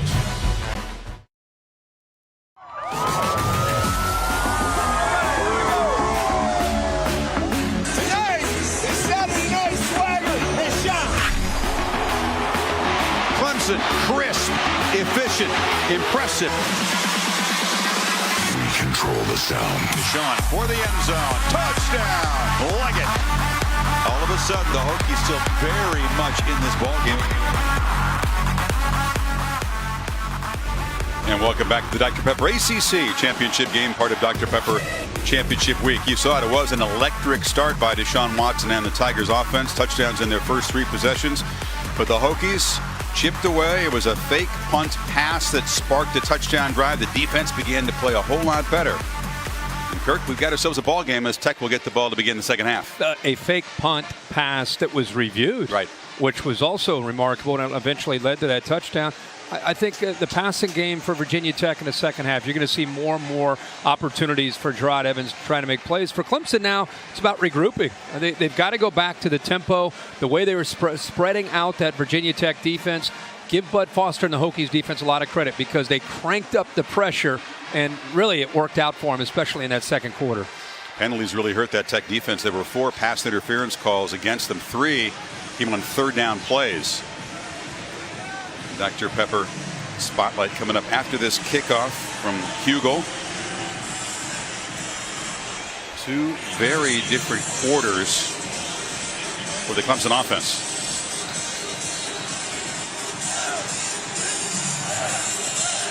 Tech, as you mentioned, a tough-minded team. Not the most talented. They've got good players, but they've got heart. They've got a lot of self-belief. They battle back time and again this season. Here's the Dr. Pepper spotlight. This is early in the game where they were trying to feel out Deshaun Watson, bringing 3, dropping 8, easy for them to be able to have time to throw. But the adjustment from Bud Foster was crank it up. Bring 1 more than they can handle. They brought 7, only had 6 to block. And Deshaun Watson just throws the ball down the field, just throws it away. Again, bringing both the linebackers there to try to get pressure. They affect his timing and rhythm, throws the ball away. That's what we saw the latter part of the first half. And we'll have to see when he gets back out there the adjustments that Jeff Scott and Tony Elliott and Dabo Swinney and that staff make to try to slow down some of the heat. Dual threat quarterback has not been able to make an impact at all running. Evans now will be swarmed and dropped. Sacked by big Dexter Lawrence. Coverage sack. Wow, this is the sign of an inexperienced quarterback in the pocket. Watch his head when he feels pressure. Watch his head go down.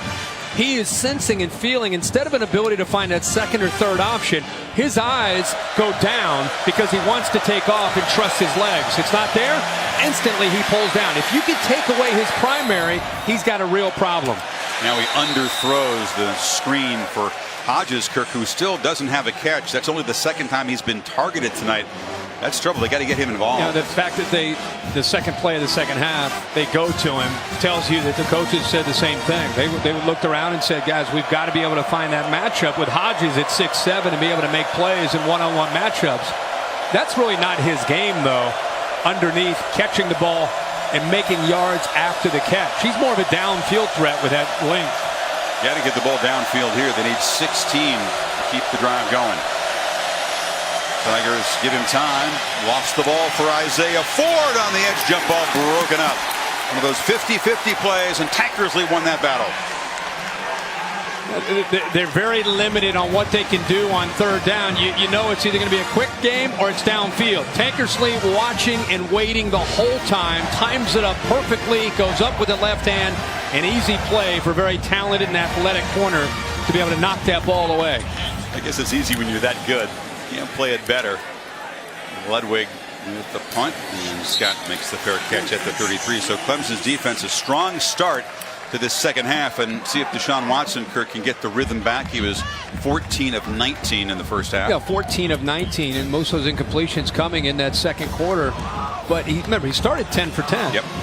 What happened was they got away from being able to run the football and affect the defense with their eyes. And when you can't run the ball and you put Deshaun Watson or any quarterback into those obvious passing situations, I don't think they're good enough up front on the offensive line to be able to hold off that pressure, especially when they're blitzing. Dahlman takes the pitch with that 10 for 10 start here, by the way. Watson had 18 consecutive completions over 2 games. He finished his farewell game in Death Valley against the Gamecocks with 8. And you see the 2 punts to end that half. The biggest difference there in those last 2 drives was they weren't able to run the ball and throw the football on their terms. They put Deshaun Watson in a little bit more obvious passing situations, made it easier for Tech to play defense. Dahlman is split out far right, ball batted in the air, and Motua Pawaka, the linebacker, comes down with the pick. Vinny Mahota is down. He may have been the guy that deflected it. He did. And Motua Pawaka, Kirk, who does everything for this defense, makes a huge play. Great awareness from the middle linebacker, but it started with Mahota on the edge here. Watch him on the outside. See it a lot in college football with a quick passing game. Right away, he reacted and went down with his hand. Watch how quickly, either finger or the hand, right away he felt that pain. But how about the awareness to come up with that interception? And Motua Pawaka sets up the Hokies, threatening to tie this game. Vinny Mahota made a big play, but paid a price for it. Athletic trainers escorting him to the locker room to have that right arm checked out, Kirk. Yeah, again, we see this a lot. The quick game in college football, defensive lineman goes up, but I've never seen that. I've never seen a guy go down and go in to get, more than likely, an X-ray for knocking a pass down. Waka picked it off, and now Evans goes to work and tries to get it to Rodgers in heavy traffic. Well defended. First turnover of the game, 15th interception thrown by Deshaun this year. In fact, Kirk, you go back to the beginning of last year, second most interceptions in the FBS for any quarterback. All the big plays that he's made. Yeah. But I think if you go back and really study the film, there are a lot of what we just saw. You know, it's a lot of a tip ball here, a receiver running a wrong route. I don't think all of those are on him. No. You know, obviously. And like I said, that's offset by a lot of monster plays and a lot of winning plays. 2nd and 10, empty backfield. Tigers rush only 3, and that's another low throw. And it's ruled a catch by Hodges, his first of the night. Big fella went down. Tigers not so sure about it. Dabo actively lobbying for an incomplete call. Let's check it out. Let's see this effort here. Both nose of the ball down makes it always tough on a wide receiver. No, that's not a catch. No, that ball hit the surface. Definitely will take a peek at that. Dabo is fired up on the sideline. You know, rolling on the field. It was right in front of him. Yeah. That play is under review. Yeah. As we saw last week with Coach Harbaugh, when things happen right in front of you, the coach tends to get a little more actively involved than is complaining, but legit complaint there. Yeah. Hit the hand first, but then definitely hit the rug. And the difference between a 3rd and 4 and a 3rd and 10 after an interception, there's reason, especially the balls that right now placed at your about the 33, 32, 33 yard line. Yeah, this would move it back, Kirk. We expect it'll be spotted back at the 38, so not really in field goal range. Do they have a couple of plays to try to get the 10 yards? Do they go for it in 4th? Well, based on what we've seen from Justin Fuente tonight, willing to take chances, you could make a case that, you know, they don't have the field goal kicker to make a kick from this distance. Why not use 2 plays here to try to come up with a first down?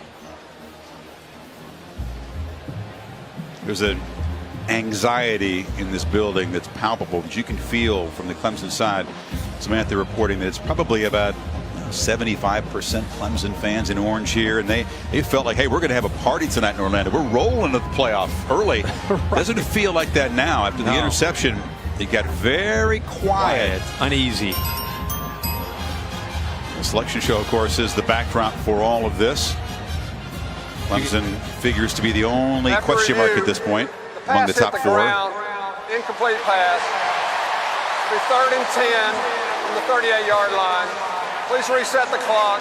13 minutes and 33 seconds, please. So Hodges, Kirk, still doesn't have a catch. Now Evans has missed on his last 6 passes facing a 3rd and 10 here. Yeah, and not able to run the ball either. So you go back to how you approach this at 3rd and 10 at the 38-yard line after an interception. I think you're aggressive. I think you look at this as you have 2 plays here to come up with a first down. Watson wondering if his defense can make a stand here, not let the Hokies cash in that pick. Clemson rushes 4. Evans again takes 1 look downfield and then is dropped by Carlos Watkins, and that sack is huge. It may really impact what they do here. You forget about those 2 plays to get a first down. Boy, they have so many different bodies who can get in there and give you pressure. They rush with 4. Actually, a twist there. Moved Dexter Lawrence from the left over to the right and actually brought Carlos Watkins around. So without blitzing, they're still able to get home just with a simple twist up front. 4th sack of the night. So Ludwig drops the point and kicks a backspin, caught by Scott at the 10. What a job by Brent Venables in that defense after that interception. 2 great stands by that defense here in the 3rd quarter. The 2016 Dr. Pepper ACC Championship game on ABC. Brought to you by Dr. Pepper. Score $1,000 in tuition now. Tweet your one-of-a-kind goal with hashtag Dr. Pepper giveaway. Northwestern Mutual. We help you live life differently. And Lexus, who wishes you happy holidays. Our thanks to Goodyear, committed to honoring blimp-worthy athletes who demonstrate hard work on and off the field. Goodyear, official sponsor of the college football playoff. This game switched by the ACC from Charlotte, which has hosted the last 6 years. Conference making a decision after North Carolina voters passed House Bill 2, which limits the legal protection for the LGBT community. So Orlando in September, I should say, named the host city for this year's championship game. Tigers with the football, up by 7. And Watson running all the way and gallops for about a dozen yards. See, that's what Clemson needs to be able to do. Great block by the big tight end, Jordan Leggett. Gallman also picked up a great block. Get the quarterback run game going. It seems to open other aspects of the offense. The quick throws to the outside, the tempo. Up until that play, their last 13 plays had netted a total of 12 yards. Watson again. That time escapes. Another stiff arm. He's got those long arms. He's got deceptive strength, and he got away from Edmonds again that time. Yeah, we talked about when they start this second half, we thought we'd see them run the ball more. And there's that long stiff arm you're talking about against one of the better players, Terrell Edmonds. And then the speed on the back end of that stiff arm. Now they go empty, and again, a lot of times you see quarterback draw here. Open, look at the middle of that defense.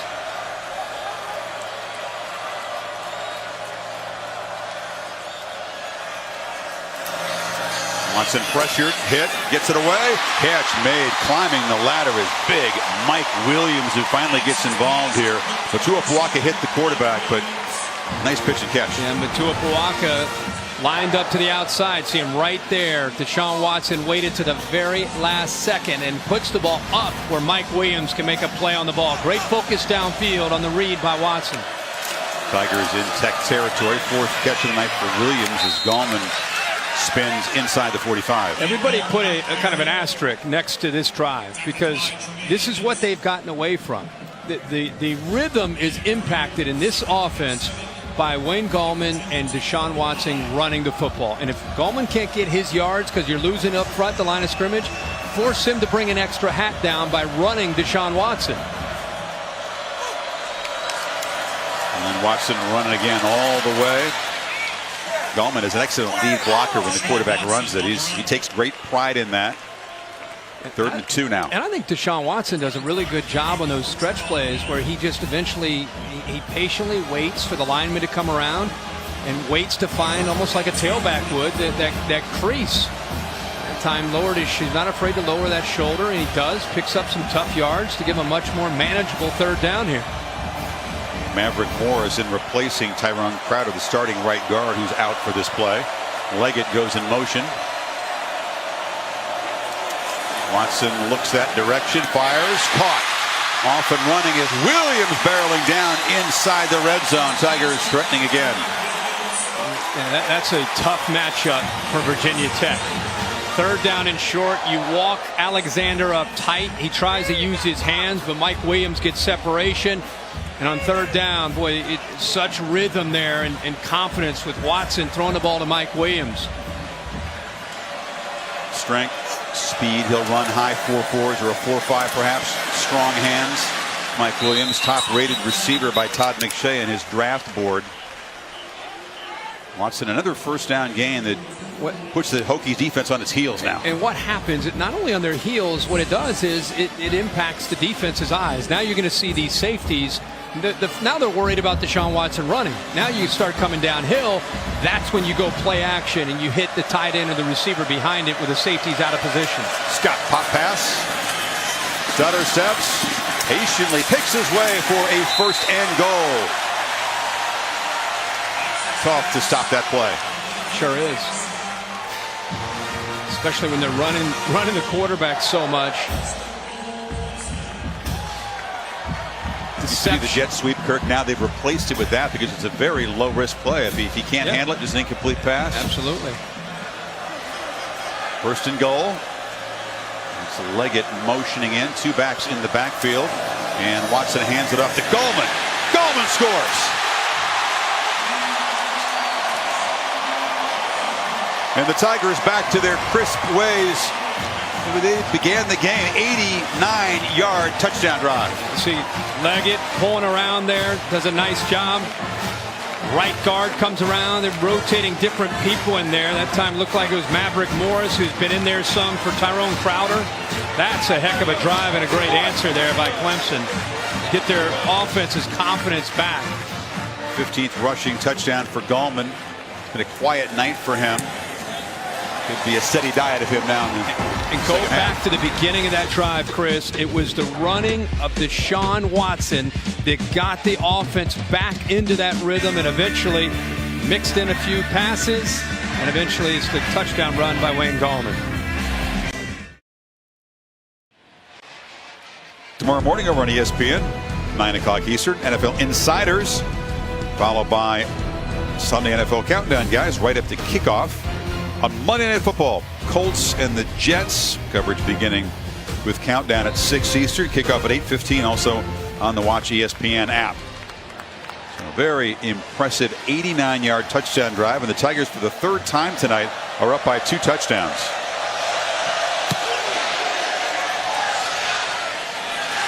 Murphy will bring it out. Henry Murphy knocked down at the 20. So Justin Fuente, the 40-year-old first-year head coach of Virginia Tech, has a background working with quarterbacks.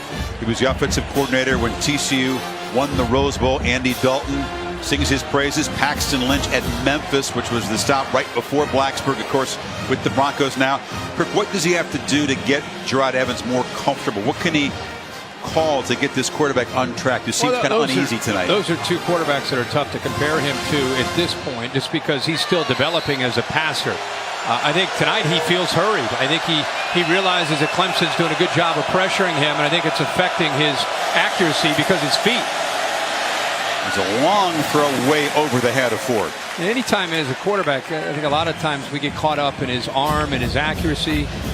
But when a quarterback's missing, it has more to do with it feeling hurried.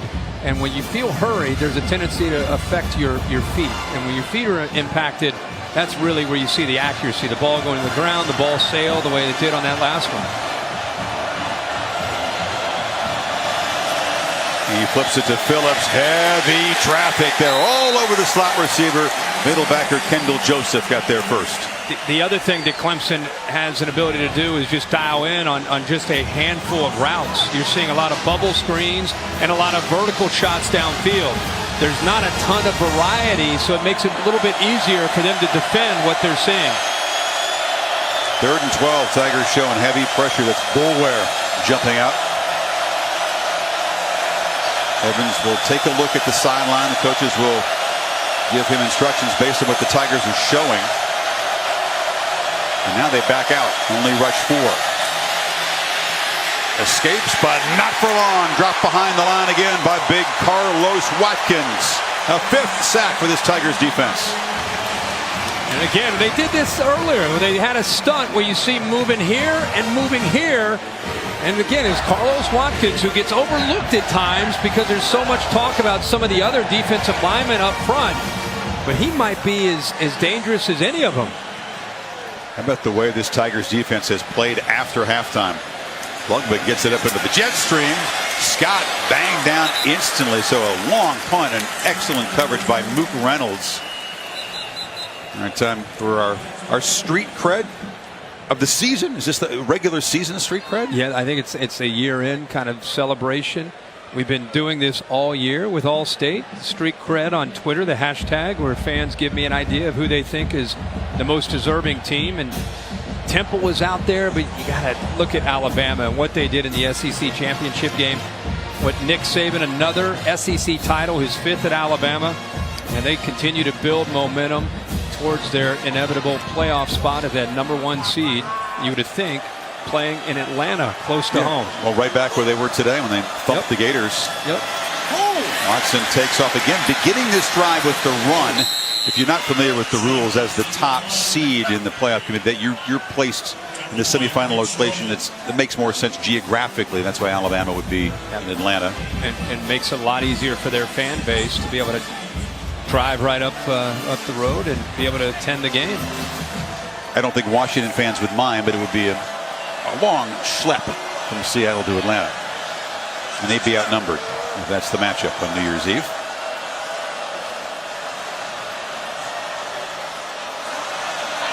Deshaun looking for guidance as the play clock winds down inside of 5. Now they'll have to spend a timeout here. Wasn't clarity between sideline and quarterback. Timeout well spent.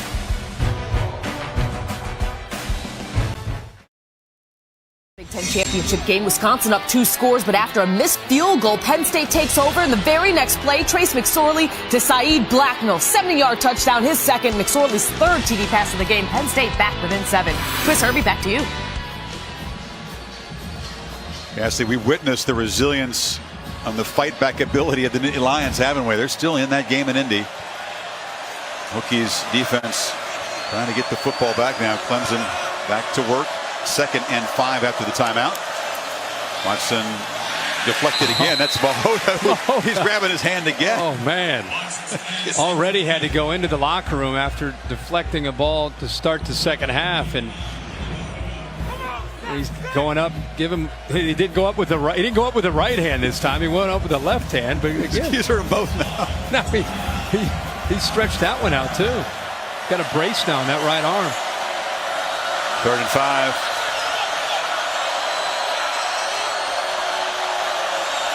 Hokies bring some heat. They pick it up. Incomplete. That was a high throw. Deflected off the hands of Williams, and Stroman defended. Sam, what do you have? Yeah, you guys are talking about Vinny Mahota. I know it looks like he keeps hurting his hand. It's actually a right shoulder injury, I'm told, that they took him in the locker room to work on. He hurt his left shoulder in the first half, then his right shoulder in the second. So you can see why when he lifts his arm up like that to try and reach for the ball, it becomes problematic.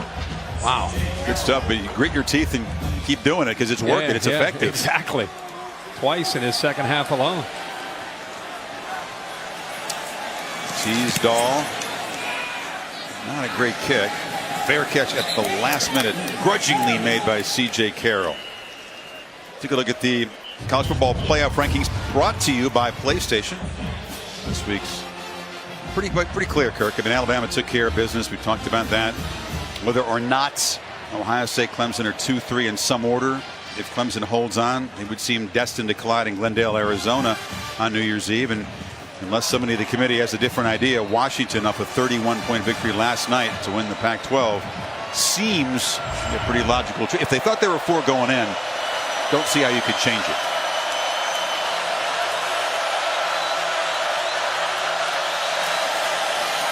Well, they're trying to get a running game going, but it has not been there all night against that tough Tigers front. Well, that is so impressive. It's great to see Austin Bryant back in the lineup. Missed the first 6 games. Has been coming around each week, getting a little bit more confident.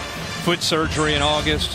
With the loss of Kevin Dodd and Shaq Lawson, they thought Bryant would be their guy off the edge, but because of that injury, he has been slow to come around. But we've seen him look like the player we expected him to be in recent weeks. That time just got off the block and made the play.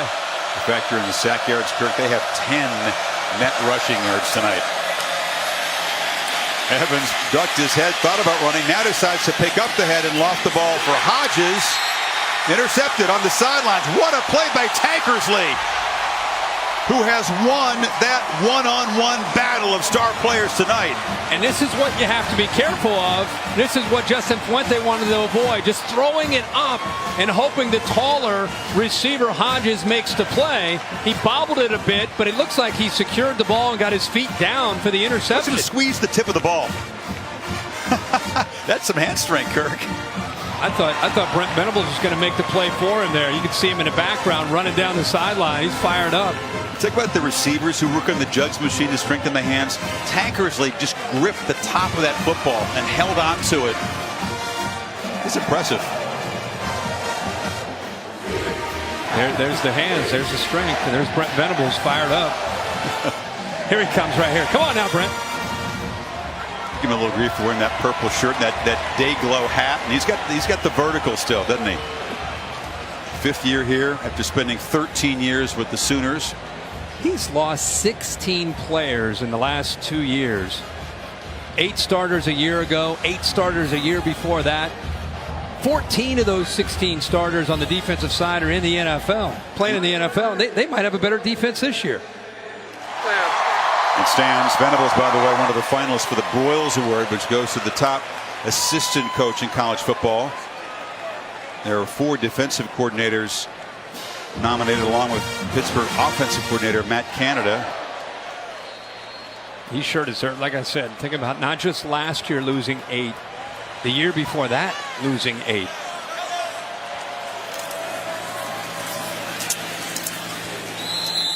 I mean, it's a tough thing because we saw Don Brown and his defense at Michigan, Jim Leavitt at Colorado did a tremendous job. Pruitt at Alabama, they don't allow much. And then one offensive guy, Canada, over there, who did have a very good game against Venables' defense. Yeah, Don Brown probably would be the leader in my mind.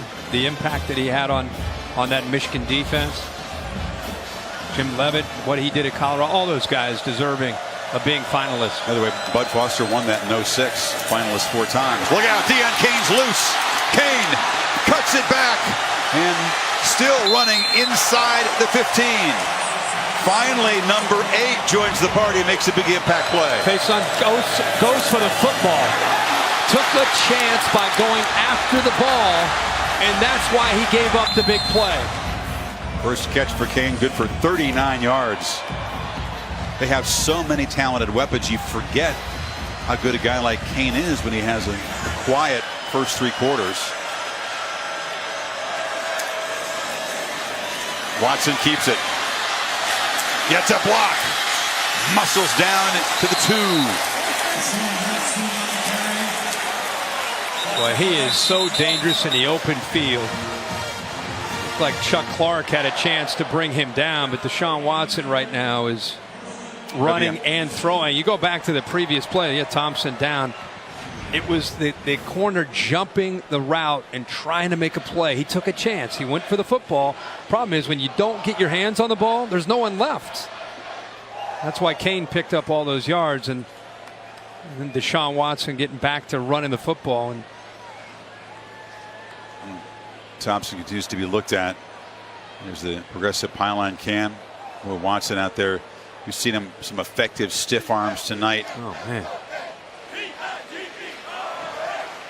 100-yard rusher in last year's championship game, along with Gallman when they beat North Carolina. I think that's probably the element of his game that he's brought even more to the forefront this year, is the strength and the time he put into the weight room. His body is very different this year from where he was last year. Much stronger. Even though he hasn't run the ball as much this year, you're going to see him tonight and the next game or two. You're going to see him running it more and more. And that it's not just speed and elusiveness, it's also strength in that stiff arm. Thompson will head to the locker room. He was injured. That hand throwing a block. 1st and goal.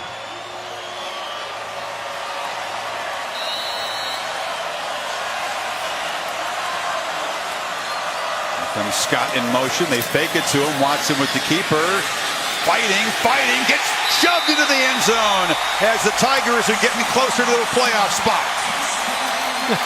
How about Mitch Hyatt, the sophomore left tackle? We just talked about Deshaun Watson and all his strength. He's strong, but I think he was flexing after the carry, but credit the big fellas. Yeah. Too, right? Oh, absolutely. And it's a legal play. It's funny to watch Mitch Hyatt there. He just kind of saw his quarterback fighting at the 1-yard line, and he just lowered his shoulder and ran into that pile. Watson adds a rushing touchdown to go with his 2 touchdown passes. And Clemson now biggest lead of the night, up by 21. Watch the left tackle come in here and eventually get involved in the play. Watch him peek around his shoulder. He says, oh, wait a second. Boom! Push him in.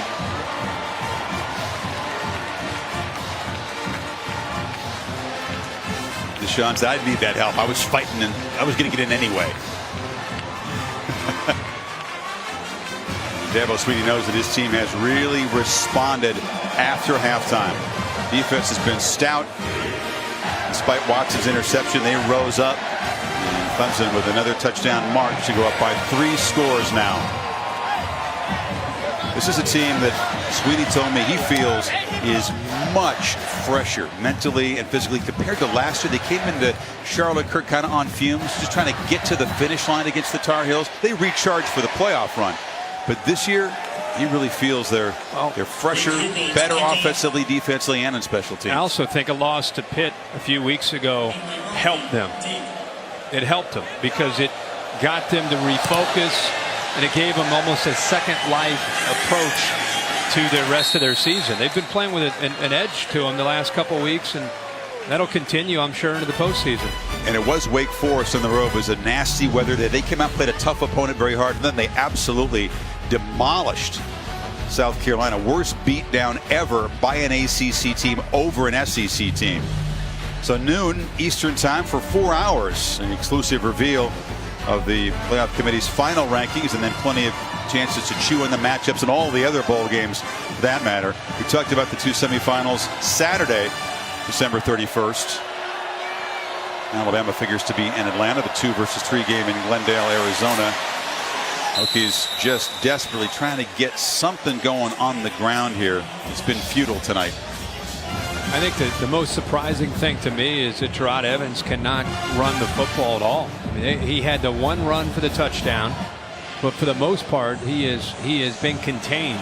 Not a lot of room for him to work on that defensive line.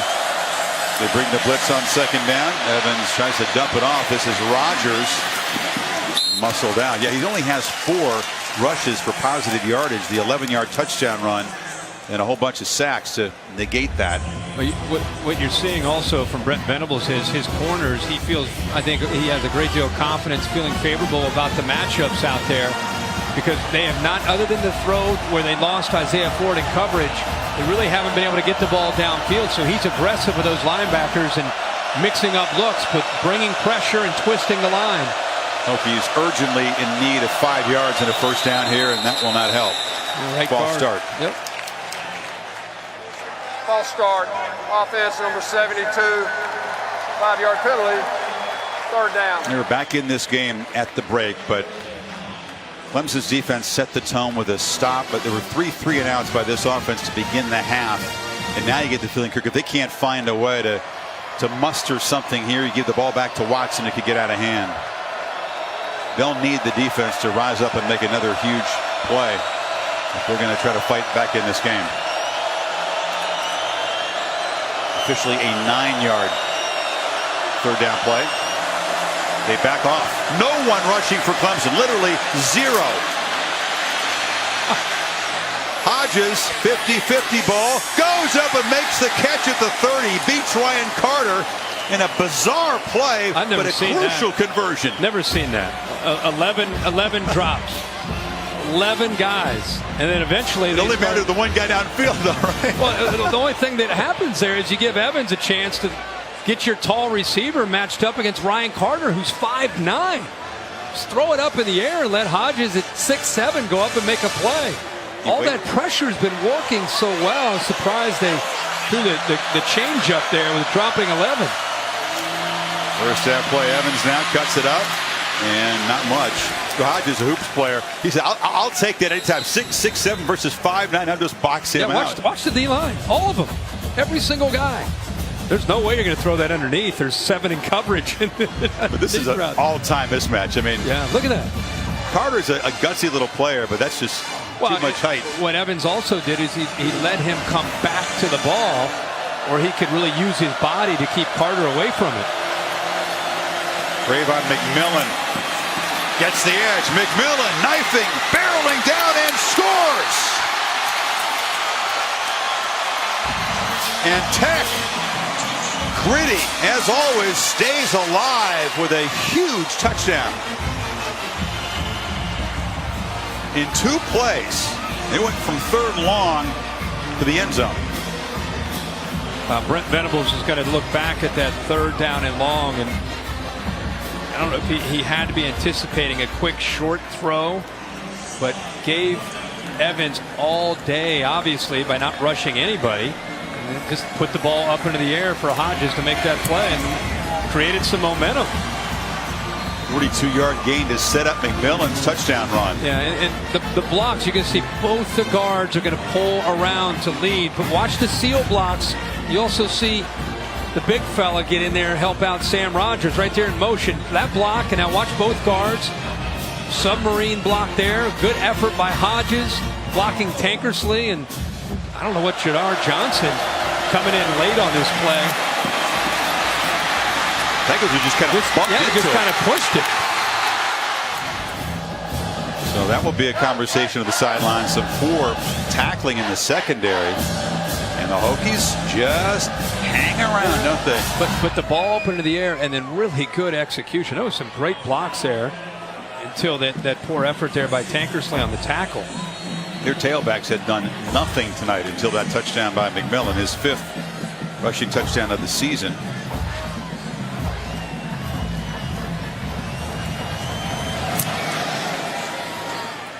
Slide drives the kick deep into the end zone. A reminder to fans that Star Wars Rogue One is in theaters on December 16th. We're going to get the invite back to the premiere like the last that was Star great. Wars movie. That was fun. Wasn't that great? Yeah. I'd love to go back for that. You a big Star Wars fan? Sure. Yeah. You? Absolutely. Most people are. So Deshaun still up by 2 touchdowns. Still looking very sharp. A couple of touchdown drives in this 3rd quarter. Remember, it's been Deshaun Watson running that's gotten him going here the last couple drives. C.J. Fuller is the back. He's got it, but gains only about 1.5 yards. If you're Bud Foster at this stage in a game, about 2 minutes to go in the 3rd quarter, and because of the way Watson's been running, you can't let that happen, obviously, and he knows that. You got to start rolling the dice here a little bit, get extra bodies up in that box to try to negate the potential of Deshaun Watson running the football. You see Bud making signals relayed to the group. Middle linebacker. He's rush only 4, but Watson feels the pressure, dumps it off inside to Fuller. Dangerous play as it bounced off his hands. Yeah, they're trying to set up a screen there to Fuller. Watch the center, Guillermo, get out, trying to lead him. 57, you see him trying to get out there to pick up a block. But Clemson and Deshaun Watson catch a break with that ball tipped and up in the air. That is no man's land and easily could be an interception. And the Tigers need 9 now on 3rd down. They pick up the pressure. The delivery is to the far side to Leggett, who's not going to make it. And Hokies force a punt. Yep.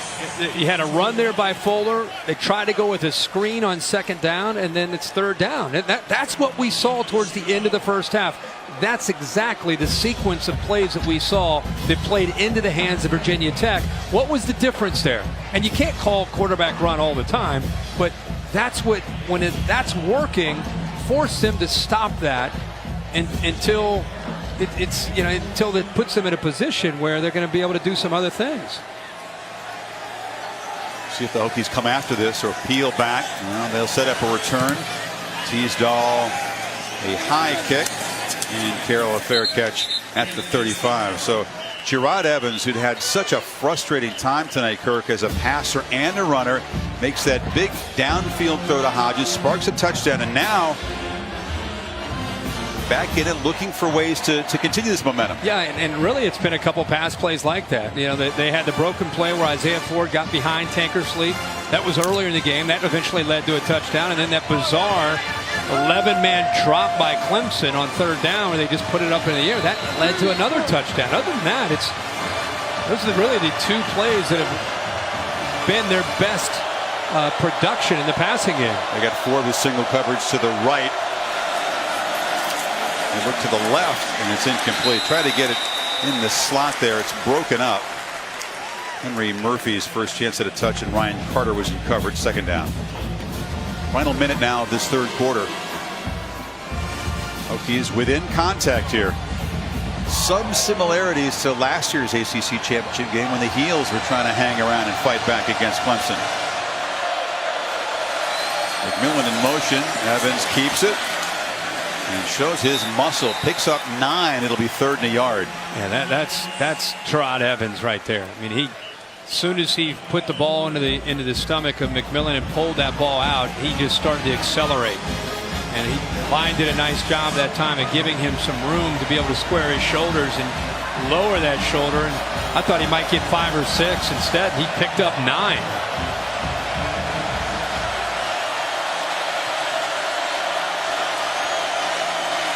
He's going to throw it on 3rd and 1. Phillips makes the catch. Had to go back behind him to catch it. Jalen Williams stopped him. It'll be just enough to move those sticks. Big time catch by Cam Phillips on a 3rd down and short. That's a heck of a difficult execution here. Comes back, somehow secures it, and then has to get off of Jalen Williams. And now Phillips comes in motion, takes the jet sweep handoff. Good patience, picks his way, knocked out of bounds right at midfield on the final play of the third quarter. So the Tigers in front, but Tech hanging around, down by 14 at the end of 3 in Orlando. Back after this message and a word from your local ABC station.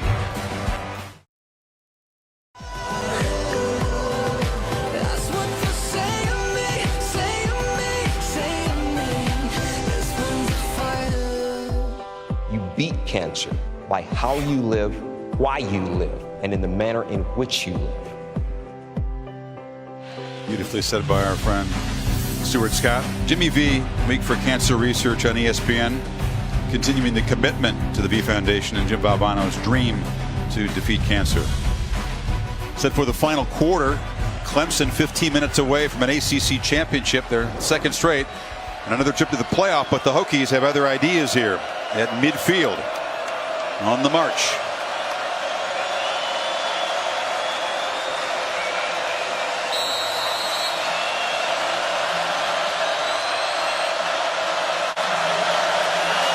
Evans gets it out quickly to Phillips again. He's been very busy, and they're able to move the sticks, Kirk. It's amazing how that one pitch downfield to Hodges kind of turned everything around for this offense. Sure did, and they're finding ways to get the ball to Cam Phillips, who reminds me of just a running back with the ball in his hands. He is very slippery and has enough lower body strength to pull away from those arm tackles. 8 catches tonight. Evans keeps it, leans forward for 2 before Cleveland Farrell knocked him down. He's kind of taking a peek there with an RPO, run pass option, where he might want to throw the football. The corner that time, Marcus Edmond, collapsed down, and he thought about throwing it, but then just lowered his shoulder to pick up a couple yards.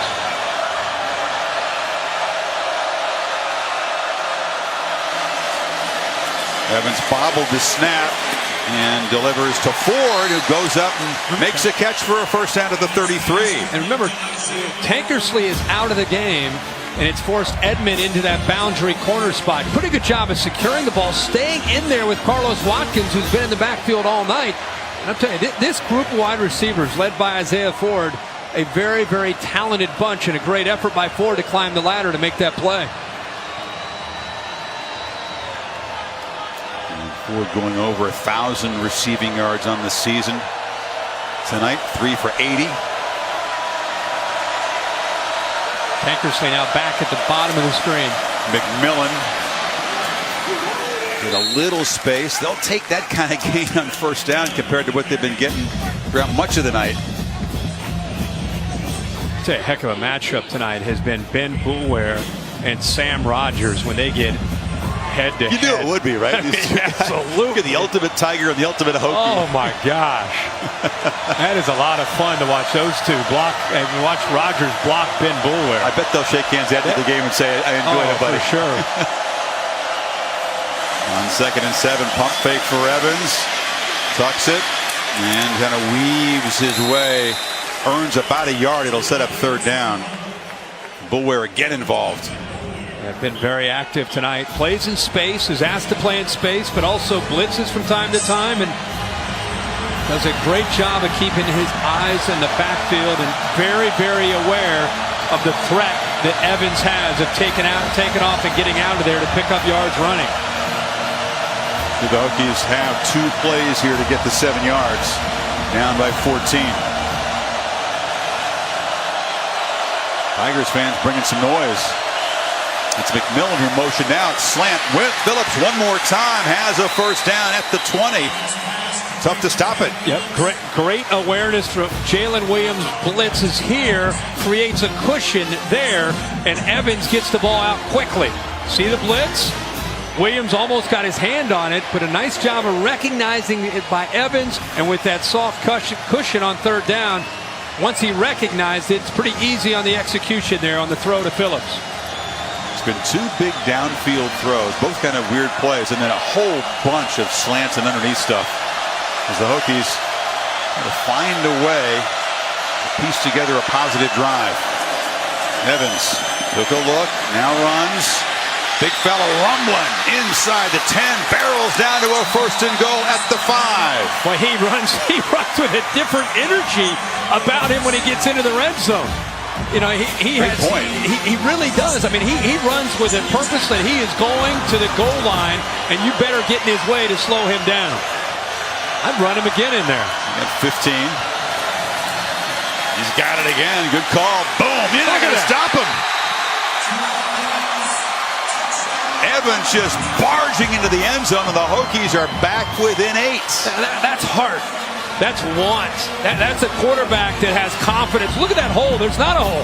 He squeezes through, but he keeps his legs churning and goes right over top one of the top linebackers in the country. He looked up one of the toughest dudes around and just ran him right over. Linemen love a quarterback with that kind of attitude. You know, it wasn't a great Notre Dame team that they beat a couple of games ago, but they came from 17 down. Evans had a nasty cut in his finger, freezing cold day. He didn't care. He's bleeding. He just found a way to make runs just like this to get the Hokies to the finish line. Back within a touch. Update, we got a battle on Indy. Penn State down 31-28 until Trace McSorley throws his 4 TD pass. This one to Saquon Barkley for the 18-yard go-ahead touchdown. Penn State up 34-31 in the 4th. Chris, Herbie, back to you. Wow, so the Lions come off the deck. They now have the lead in Indy.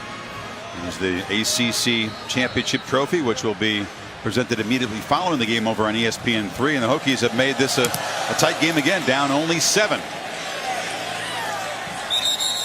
Continues to keep the pressure on Deshaun in this offense now. Well, the last couple of series we've seen, last series we saw them get away from this. I think you're going to see him go back to Deshaun Watson running the ball. In this second half, the reason they've been able to put together a few drives is because it started with Deshaun Watson running the ball, and that got their offense going, opened up other areas where they were able to exploit the Virginia Tech aggressive nature.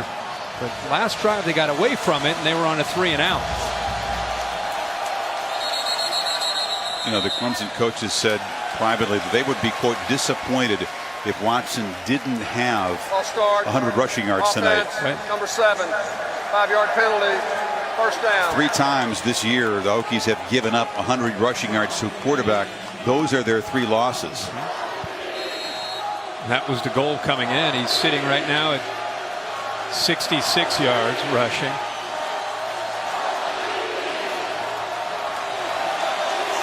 First and 15 after the penalty. It's McLeod in motion. But Gallman's got it, and the Hokies rise up, and Alexander from his corner position with the tackle for loss. Yeah, it starts with Ekanum getting penetration. Watch how quick he shoots this gap. That's the key. Being able to get down in a hurry. They slanted that way, but his eyes were up. He saw the ball go to the hands of Gallman and made a play, and eventually came up with a tackle for a loss. The penalty and the loss, and it's quickly 2nd and 19. Hokies rush only 4. Watson has time and looks downfield for Renfro, and he makes a diving catch out near midfield. Hunter Renfro's first grab of the night is a huge one. Heck of a matchup with Mook Reynolds. Mook Reynolds, watch him fall. He slips, somehow regains his balance, but it's too late. The ball is thrown on the money, and a heck of an effort there by Renfro. His hands look like they got backwards, but he still came up with a catch. 31 yards, and now Gallman spins into Hokie territory. The former high school quarterback, walk on here. Watch his hands. They kind of got the ball got behind him a little bit, almost reversed his hands the way you might normally do it, but still such a sure-handed receiver. I'm surprised it's his first catch of the night. Sure-handed receiver who had a broken hand and missed about 4 games, and the offense harder to stop when he's back. Good hard count, tips the hand there. Now they know what to expect from Virginia Tech's defense. Gallman dropped after gaining a first down at the 41. Those are the little things that Deshaun Watson brings to the table and veteran quarterbacks bring to the table. You see it all the time in the NFL. A good hard count mixed in. The defensive line, the linebackers flinch. They show you where they're going. and then he's able to adjust and let the offensive linemen and backs know exactly where the defense is headed.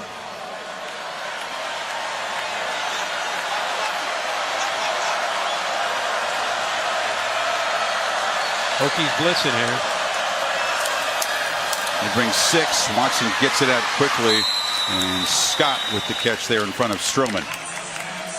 Those linebackers are leaning, and when you blitz your linebackers and you have soft coverage, that's an easy decision for Deshaun Watson to just take a quick 6 yards on 1st and 10.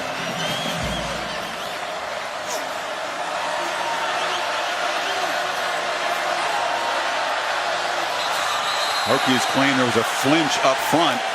Yeah, he moved. Left tackle moved. Hyatt. Ricky Walker got a tiptoed across the line, then got back and started pointing. Well, I think he touched him. False start. Offense, number 16. 5-yard penalty. 2nd down. It's Leggett that they're flagging. Well, the left tackle moved. Mitch Hyatt.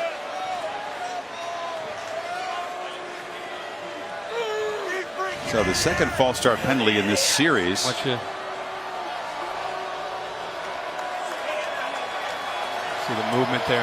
Just kind of came up. He's like, yo. I saw that. I saw it. So 2nd and 9.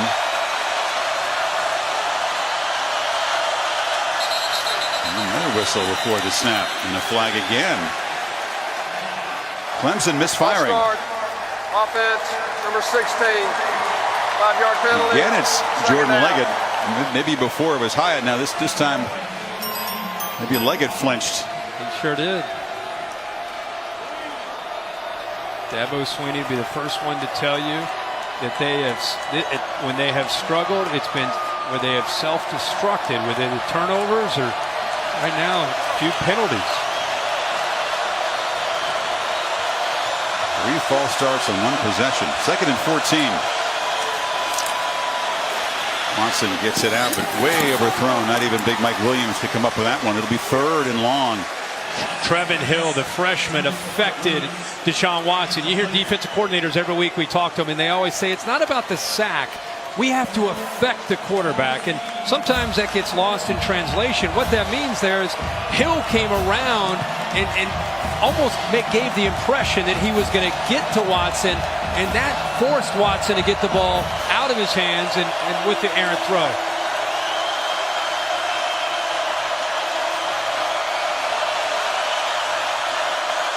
Hokies again showing pressure. They bring it on 3rd down. Watson hit, delivers to Kane, who makes the catch for a 1st down inside the 15. 2nd big downfield play that Kane has made as Deshaun stood in there. This is a touch. He baits him, waits, he pulls him to him. Last second, ball goes up in the air. Whether it's Mike Williams at 6'3", or Deon Kane at 6'1", he's always going to put the ball up in the air, and that's against a linebacker. A mismatch. He just waited for him to clear and get in position before he put the ball up in the air with a nice touch. Yeah, that's a play to remember if Clemson can hold this lead and win. They got 30 on 3rd and 14. Watson keeps it, flips it, Renfro scores. A little tricky wrinkle, and the Tigers are back up 2 touchdowns.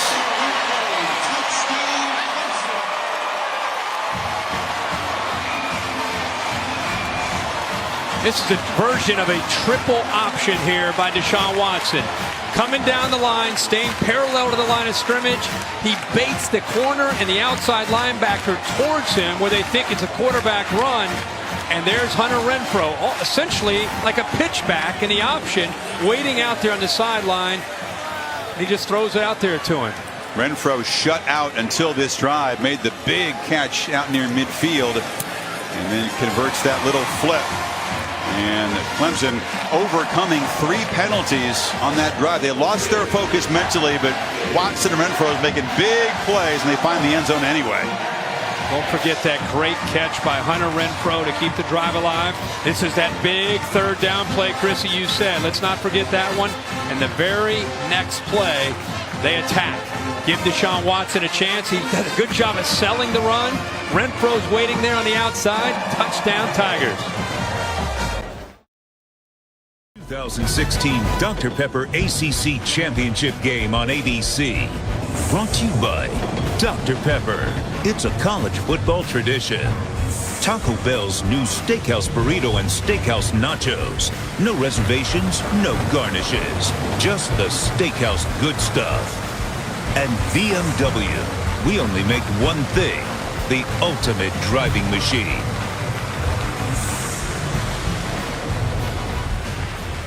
Clemson back up by 14 midway fourth quarter. After Deshaun Watson's third touchdown pass tonight, 37th for the season. He breaks Taj Boyd's single season school record from 4 years ago.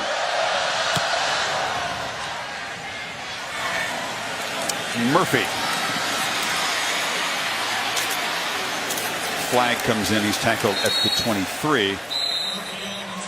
Hokies have been able to valiantly, Kirk, fight back time and again tonight. Find themselves again down 14 in need of one of those big downfield strikes.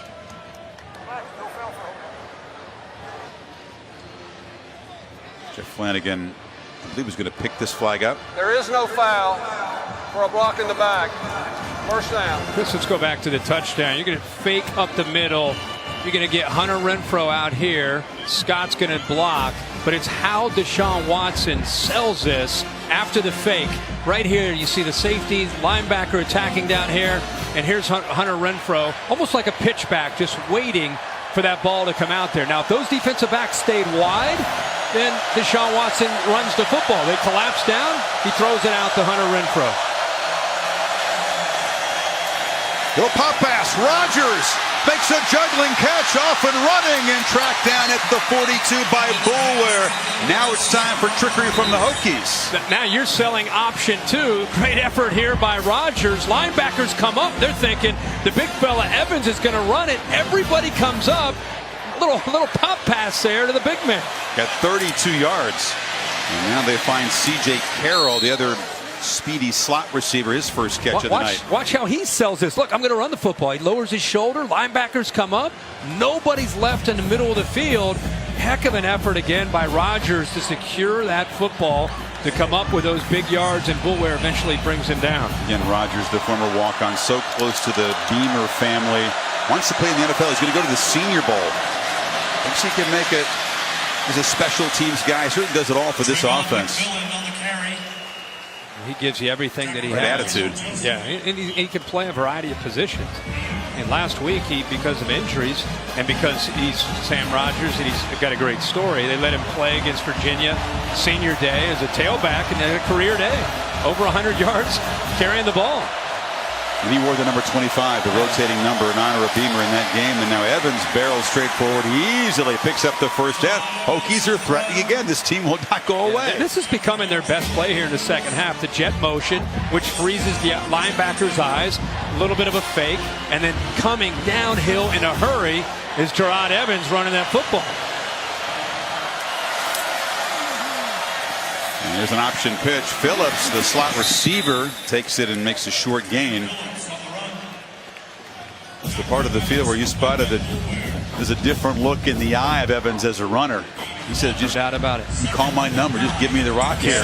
Yeah, he's on a mission when he runs the ball down here.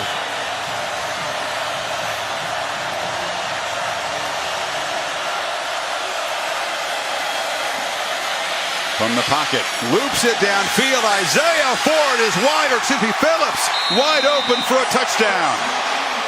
And the Hokies back within a touchdown. Will not go away. Sure won't. It is a rail route that Clemson lost the coverage on Cam Phillips. He's in the inside. Works his way down the sideline. A little pump fake. Clears coverage. The linebacker that time, Jalen Williams, lost him. Different kind of a route for Phillips. He's been running those little slants all night. It's Evans' first touchdown pass tonight. I love Cam Phillips. Doesn't have huge numbers, but he's been consistent. 10 receptions on a night, 70 yards, but he's been a go-to guy, and he's making plays. See the little out and then up. That's where Jalen Williams got confused there. Johnson tries to come over to save the day to help out, but as you said, Chris, Hokies just kind of hanging around. Sure do. Did you know, Kirk, that Don Strock held the Virginia Tech single season passing yard record until right now, until Gerard Evans just broke it. Go back to 1972, the former Dolphin quarterback. I had no idea.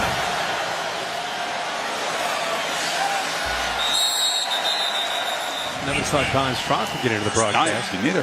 Phillips is right here, works out and then up. You're going to see both these receivers kind of impact the route. But watch Jalen Williams jump the out. He thinks he's going towards the sideline. That's where the out and up caught him. Pretty good effort there by Johnson to come over. But Cam Phillips with a progressive pylon cam into the end zone. And now we see with Deshaun Watson and the Clemson offense, they've got to be thinking, man, these guys won't go away. See what Evans did? He gave the Deshaun bow and arrow celebration back at him. So Watson's turn to answer. And it's a keeper and a whistle just before the snap. Flag down on the near side. Movement again. Well, they got to get this fixed. False start. Offense, number 75. 5-yard penalty. First down. That's Hyatt again. I know that the Hokies are aggressive and they can make you flinch, but a real loss of focus. That's the 4th false start now in the last 2 series. Didn't hurt him in the last drive. He got in the end zone eventually, but this sets him back. Think about what's at stake in this game for Clemson. Absolutely. They've carried all the pressure of the favorite, holding that playoff position coming in here, and now Watson in 1st and 15 gets the penalty yardage back. You know, when you have one team with everything to lose and the other team is looking up like, oh my gosh, we're down 7. Hey, we're still in this thing. And now it comes down to Dabo Swinney and your approach as a head coach. Do you play not to lose? Do you play to win? You and I both know Dabo Swinney pretty well. I think with a quarterback like Deshaun Watson, I think you see him continue to coach to play to win. Well, if there's any quarterback you can trust, it's number 4 in the white jersey tonight. Watson flips it to Renfro. Flag comes in. The completion is made. Mook Reynolds again in coverage. Flag was right where the quarterback was hit. It's kind of in that holding zone. Yep. So again, a penalty sets Clemson back. It's self-destruction here. Rich Hyatt, very talented left tackle. We've seen him some false starts. Buchanan is opposite of him, the best pass rusher for Virginia Tech. Gets to the feet there. I don't know if that was the call on Hyatt or if there was somebody on the inside. He just kind of pushed him to the ground. That looks kind of questionable to me. Buchanan's the guy that said we're going to throw Deshaun Watson off his game. Well, they haven't really done that, but they're throwing the offensive line off their game right now. Watson again into heavy traffic. That's a fairly conservative call on 2nd and 20, Kirk. It sure was. Now you're looking at 3rd down and a long way to go. Remember, we talked about the game in Charlotte. 19-point lead in the 4th quarter. Then Clemson was just trying to nurse it to the finish line on fumes. Has a similar feeling now. I got to think on 3rd down, you got to find your tight end here. Watson steps up, delivers a low throw under through Kane, who was pretty well covered. It's 4th down. Hokies were going to get the football back. 4:11 to play. Make him stepping up in the pocket, but Deon Kane is open. I mean, he has the inside, and the ball is thrown short. Now, he did have to step up. They rushed just 3, dropped 8, but Deon Kane got to the inside and was open. The ball just came up a little bit short. Teasdale's not had a great night punting the ball. Some short kicks. The Hokies have not often tried to come after him. Let's see if they do this time. Tech. Nope, peeling back. And again, it's a high punt, but not very long. And Carroll backpedals, and Virginia Tech, trying to shake up the playoff chase, will take over from their 41, down only 7. Exciting finish here in Orlando. Then tomorrow, Sunday noon over on ESPN, the 4-hour selection show, exclusive reveal of those playoff matchups and all the other bowl bids, Kirk. drama down to the wire here and in Indy. You're crossing off the Badgers. Yes, they just lost to Penn State. And Indianapolis are about to lose to Penn State. And now the Hokies trying to create an opening for the Lions or somebody else. Down by 7. Evans incomplete. Trying to get it to C.J. Carroll, who was backpedaling. It's quarterback's feet again. Chris, you talked right up earlier what's affecting his accuracy. Watch his feet. See how he short arms the ball. He doesn't take his normal stride he would take. That's when a quarterback hurries a throw, that's what can happen to his feet and ultimately again affect that accuracy.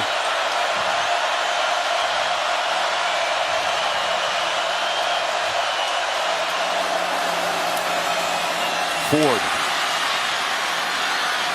wrestled down right at midfield. It'll be a yard short of the marker. 3rd down. I really believe that Clemson needs to tighten up the coverage and make it tougher on Evans. Evans does not like, if you make his receivers have to work to get to their spot, ultimately we've seen him a lot tonight put his head down and want to take off. Soft cushion makes for an easy throw for Evans on the outside there. Talk about an offense in the Hokies that went 3 and out. Their first 3 possessions of this half have put together 3 touchdowns. The game clock to 3 minutes and 48 seconds, please. 3:48. Get 6 seconds back here. 3rd and 1. But this offense was reeling. Couldn't find any production anywhere. Came alive for a second time tonight.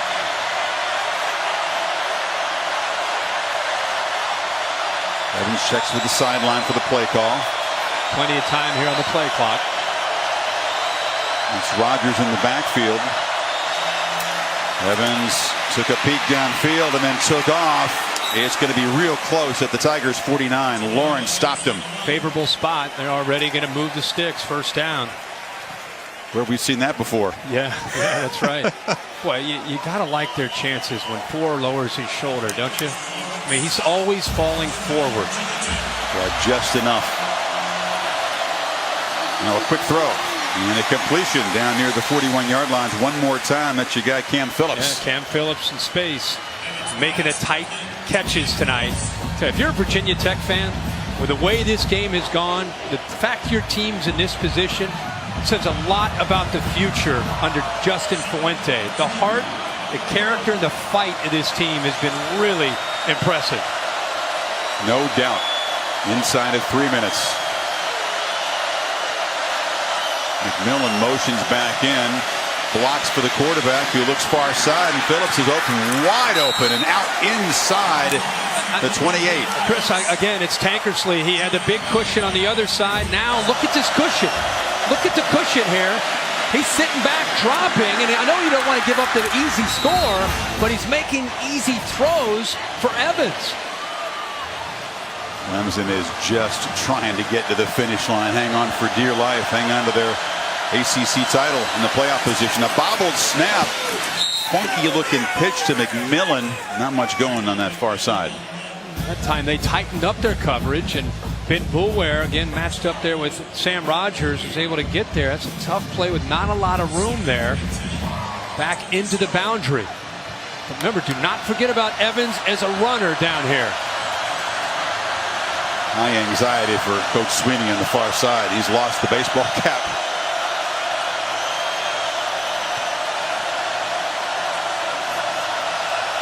Approaching 2 minutes to play.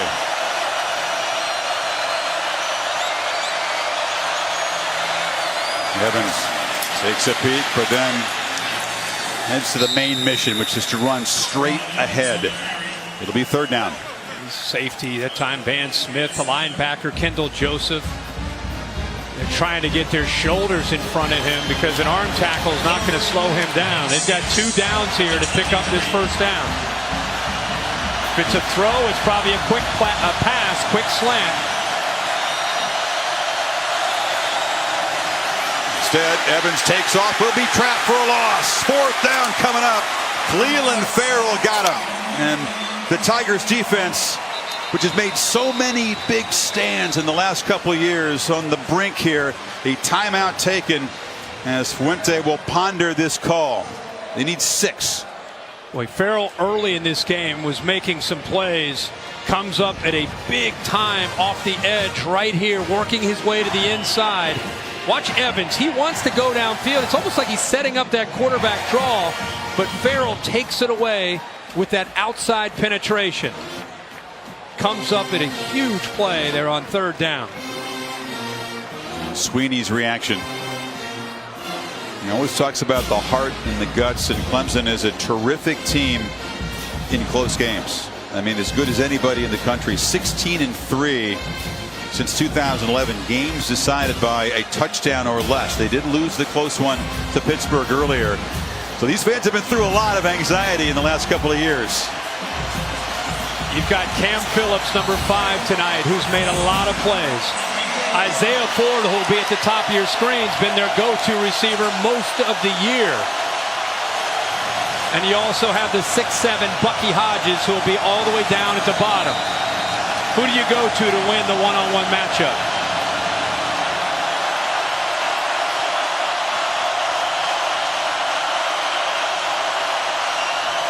Here comes pressure. Evans hit. Intercepted. And the Tigers are going to hang on. Tankersley off the pressure from Kendall Joseph. And Clemson is going to repeat as ACC champions if they can just bleed out the final 111. Chris, they not only brought Joseph, but they brought Ben Boulware from the outside. Tankersley comes up with it. Here's Joseph who'll get there. They walk Boulware out here. He also gets in there. Actually gets into the face of Evans as he's trying to throw off to his right, but Joseph gets there first. And all Evans can do, he knows he's about to get hit, is just throw it and hope.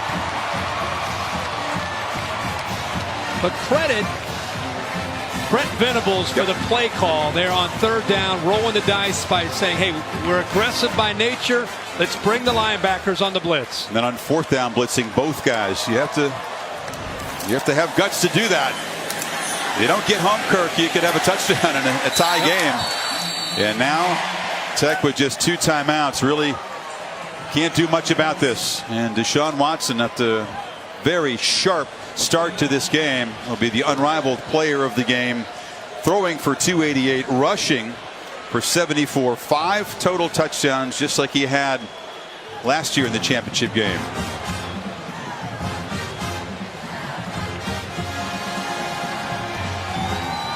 So Virginia Tech fighting back, down 3 touchdowns in this second half, got within 7 and got down in there close to the red zone before Tankersley seals it with a pick. Ford wrap-up show coming up after the final 104. And the discussion will begin. Is the playoff bracket set? Did Clemson do enough to jump Ohio State perhaps? Or will they go in as the 3 seed, which is where they sit right now? Really, all that impacts is who gets to wear the home jerseys in the semifinal game. I think after what happened in Indianapolis today with how Penn State came back, that 4th spot, that debate over that 4th spot. Watson seals it with a run that gains a 1st down in the final minute, and the Hokies finally will be broken. How about Dabo Sweeney? How about the amount of pressure this Clemson team felt from the time they started camp until this very moment in trying to get to an ACC championship? After the play, unsportsmanlike conduct, number 6 defense, 15-yard penalty. That's number 6, first unsportsmanlike conduct foul, 1st down. It's a weight that we saw Florida State have to endure a couple years ago after winning the title. It's a weight that we saw Ohio State endure last year. And then I think this year Clemson, despite losing to Alabama, felt that because of Deshaun Watson and the high, almost unrealistic expectations for him individually and for this team. And until they finally had to lose a game to Pitt, they've become a different team. No doubt Watson admits he was pressing early. But Deshaun, who will graduate in 3 years, a week from Thursday, the first in his family to graduate from college. Caps another brilliant campaign. And the Tigers will head back for that chance to compete for a championship. Off to the playoff again. And Deshaun will see him along the Wards Trail, perhaps in New York again as a Heisman finalist a week from tonight. Much respect shown there, and much deserved by Justin Fuente and the Hokies tonight. Yeah, tonight will end up being about Clemson, but Gerard Evans, who's a junior, who's back next year. Justin Fuente in his first year taking over for Frank Beamer, the legendary Frank Beamer, to get to the ACC title and play the way they did tonight. Got to be really excited about the future in Blacksburg. Fireworks in Orlando.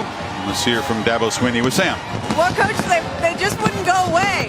But you pull out the big victory, if you can hear me, over the fireworks. What made the difference down the stretch? Well, listen, as you just said, man, hats off to B-Tech. We had a 3-touchdown lead, then we got a 2-touchdown lead, and you're right, they wouldn't go away. You know, but they're a champion too, and that's what I told them. There was 2 champions on the field tonight. And we wanted to be the one to hold the trophy up. I'm just so proud of our guys. We certainly made some mistakes and things like that, but we had some huge drives. Had an unbelievable drive, that last touchdown. Renfro, Dion, and just some great running by 4. I told him he had to have 100 tonight. I don't know what he had, but it may have been close. But just the heart and the guts and the will to go win. So 28 years since we've been back-to-back champions, and we wanted to change that tonight, and we got that done. But I can't say enough about Virginia Tech and the job that they've done over there. You know, Justin and his staff, those guys, they did an unbelievable job. We're fortunate to win the game. We're thankful. We're proud that we're 12-1, and you know, we've earned an opportunity to go play in the playoff. I think we got a heck of a football team. We're going to be a tough out for somebody. But listen, I'm thankful for the good Lord, because this was a moment that, you know, I give him all the glory for it. Coach, I'm glad you mentioned the playoff, because now you're done with this part of the season. We can actually talk about it. Yeah. Where do you think you fit? You've been following this thing. We fit somewhere. You know, I think we're a great football team. We've been a great football team. You know, we back-to-back, you know, whatever, 13-0 last year at this time, 12-1, you know, 25-1 or whatever the last 2 seasons. I definitely think we're one of the best teams. You know, we just want an opportunity to go compete and have an opportunity to see if we can, you know, get it done this year. But you got to win your conference first. Yeah. And I can't, you know, this is back-to-back years, and it's hard to do that. That's why it's been 28 years since it's happened here. Well, congratulations, Coach. I'm going to talk to your quarterback now, who had 85 yards on the ground. Not quite 100, but it works.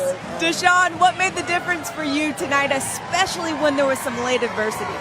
Just attitude and the will, just having that faith, trusting the guys, encouraging my teammates and my defense, and just saying that, you know, we're going to believe, and we're going to win the game. And everyone just did.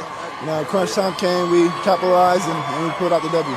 Speaking of capitalizing, a couple of your receivers tonight, between Renfro and then the big catch from Kane. Why do you have so much faith in these guys in those big plays the way you do? Just the trust and the work we put in. And, you know, we do it every day in practice. I just told those guys, man, y'all are playmakers. Y'all here for a reason, to make plays and be special and be great. So I'm just going to give y'all a shot, and y'all going to make the play. So I'm blessed to have those guys on my team and my offense to be able to throw to those guys. So, you know, I don't know, they're just special. Your coach talked about the expectation that there has been all season, the criticism. Even though you only lost 1 game by 1 point, there was so much expectation specifically for you. How would you describe what it took to get back in this position 2 years in a row? Just trusting in who I was and trusting my work. I know who I am. I can't listen to outside people in the media. You know, they assume and think they know everything, but they really don't. Only thing they know is what they see, and we know who we are, and we know what type of work we put in. So we just continue to do the work and grind. And, you know, I guess it's a reason when you're great and special, you know, everyone have their eyes on you, so they always try to find something negative doing. I'm going to send it back up to Chris now, but I just need a yes or no answer from you. You talked about being great and special. You think you deserve to be in New York next week? Oh, yeah, I think so. We're just here on the committee. I'd love to go back to New York and be around those guys, and, you know, we'll just find out Monday night. See, Chris, that's why I like Deshaun Watson, an honest man down here. Congrats, Deshaun. Yeah, he finished 3rd a year ago, enjoyed his experience, and certainly I think based on this closing argument tonight will be one of the contenders, even though he was 2nd team All-ACC behind Lamar Jackson. So the business is done. Ohio State, of course, sitting it out today. But the other three teams, Alabama, Washington last night, and now Clemson, all win their conference championships. Penn State beats Wisconsin in Indy, though, and creates an interesting conversation because Washington, I think, felt pretty secure. A 31-point victory over an 8th-ranked Colorado team. But now Penn State, a 2-loss Big Ten champion, which has been so impressive down the stretch, does have that head-to-head win over Ohio State. Lions fans will be howling that they belong in that bracket. Well, I think the thing to remember about Washington is why they looked great last night against Colorado. The committee's going to continue to go back to their non-conference scheduling. They're 127th in the country with their non-conference schedule. That stands out to the committee because if you put in a team like that, I think that sends a wrong message, even though they're conference champions. Penn State, to me, becomes a wild card. I sat all day today thinking Michigan could be that 4th team. But after being down 28-7 against Wisconsin and Indianapolis and fighting back and finding a way to win, I have no problem personally saying that Penn State now moves to that 4th spot. You look at their non-conference schedule. You know they played Michigan. Yeah, I understand they got routed by the Wolverines. I'm aware of that. I'm just playing devil's advocate, Penn State fans, because I think this is the kind of conversation that goes on in the room, right? And I was also the guy that was saying that very thing.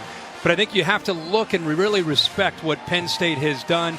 And they kind of put an exclamation point to that with their performance after being down. So you can make a case for Washington. You can make a case for Michigan. You can make a case for Penn State. That's what's going to make it really tough on the committee. One thing we know, Ohio State and Clemson and Alabama, all three are in.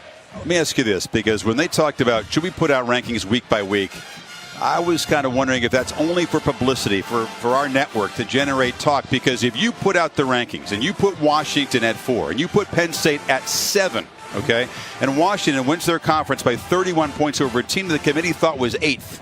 They had the same non-conference schedule last week and the week before and the week before that. That's fair. Absolutely. The schedule didn't change this week. Right. It is what it is. But the one thing that I at least I feel like I've learned in the first 2 years of watching is the first release and a second release and a third release, it just seems like the final release of the rankings, things can get a little bit volatile. Things can move around a little bit depending on what happens on that last Saturday. Just say don't mean anything, the first rankings then, because this would be a dramatic shift if the Huskies are dropped down. I'm just saying. No, listen, if Washington gets in, I think they're very deserving. I just think that the non-conference schedule, through the eyes of the committee, will be weighed on. I'm not suggesting that they should be moved out of there. I'm just saying that could be something that they look at. Whatever happens, Penn State a tremendous close to the season. The consolation prize would be the Rose Bowl, which isn't bad. Clemson secures their second ACC title in a row and figures to head back to that Final Four bracket. The trophy presentation will be over on ESPN3, 42-35. A hard-fought game tonight here in Orlando. This championship game was produced by Bill Bonnell, directed by Derek Mobley. For our entire talented and dedicated crew on ABC all season long, we thank them. We thank you for watching. We'll see you in the postseason, the Ford Wrap-Up Show, right now with Cassidy Hubbard.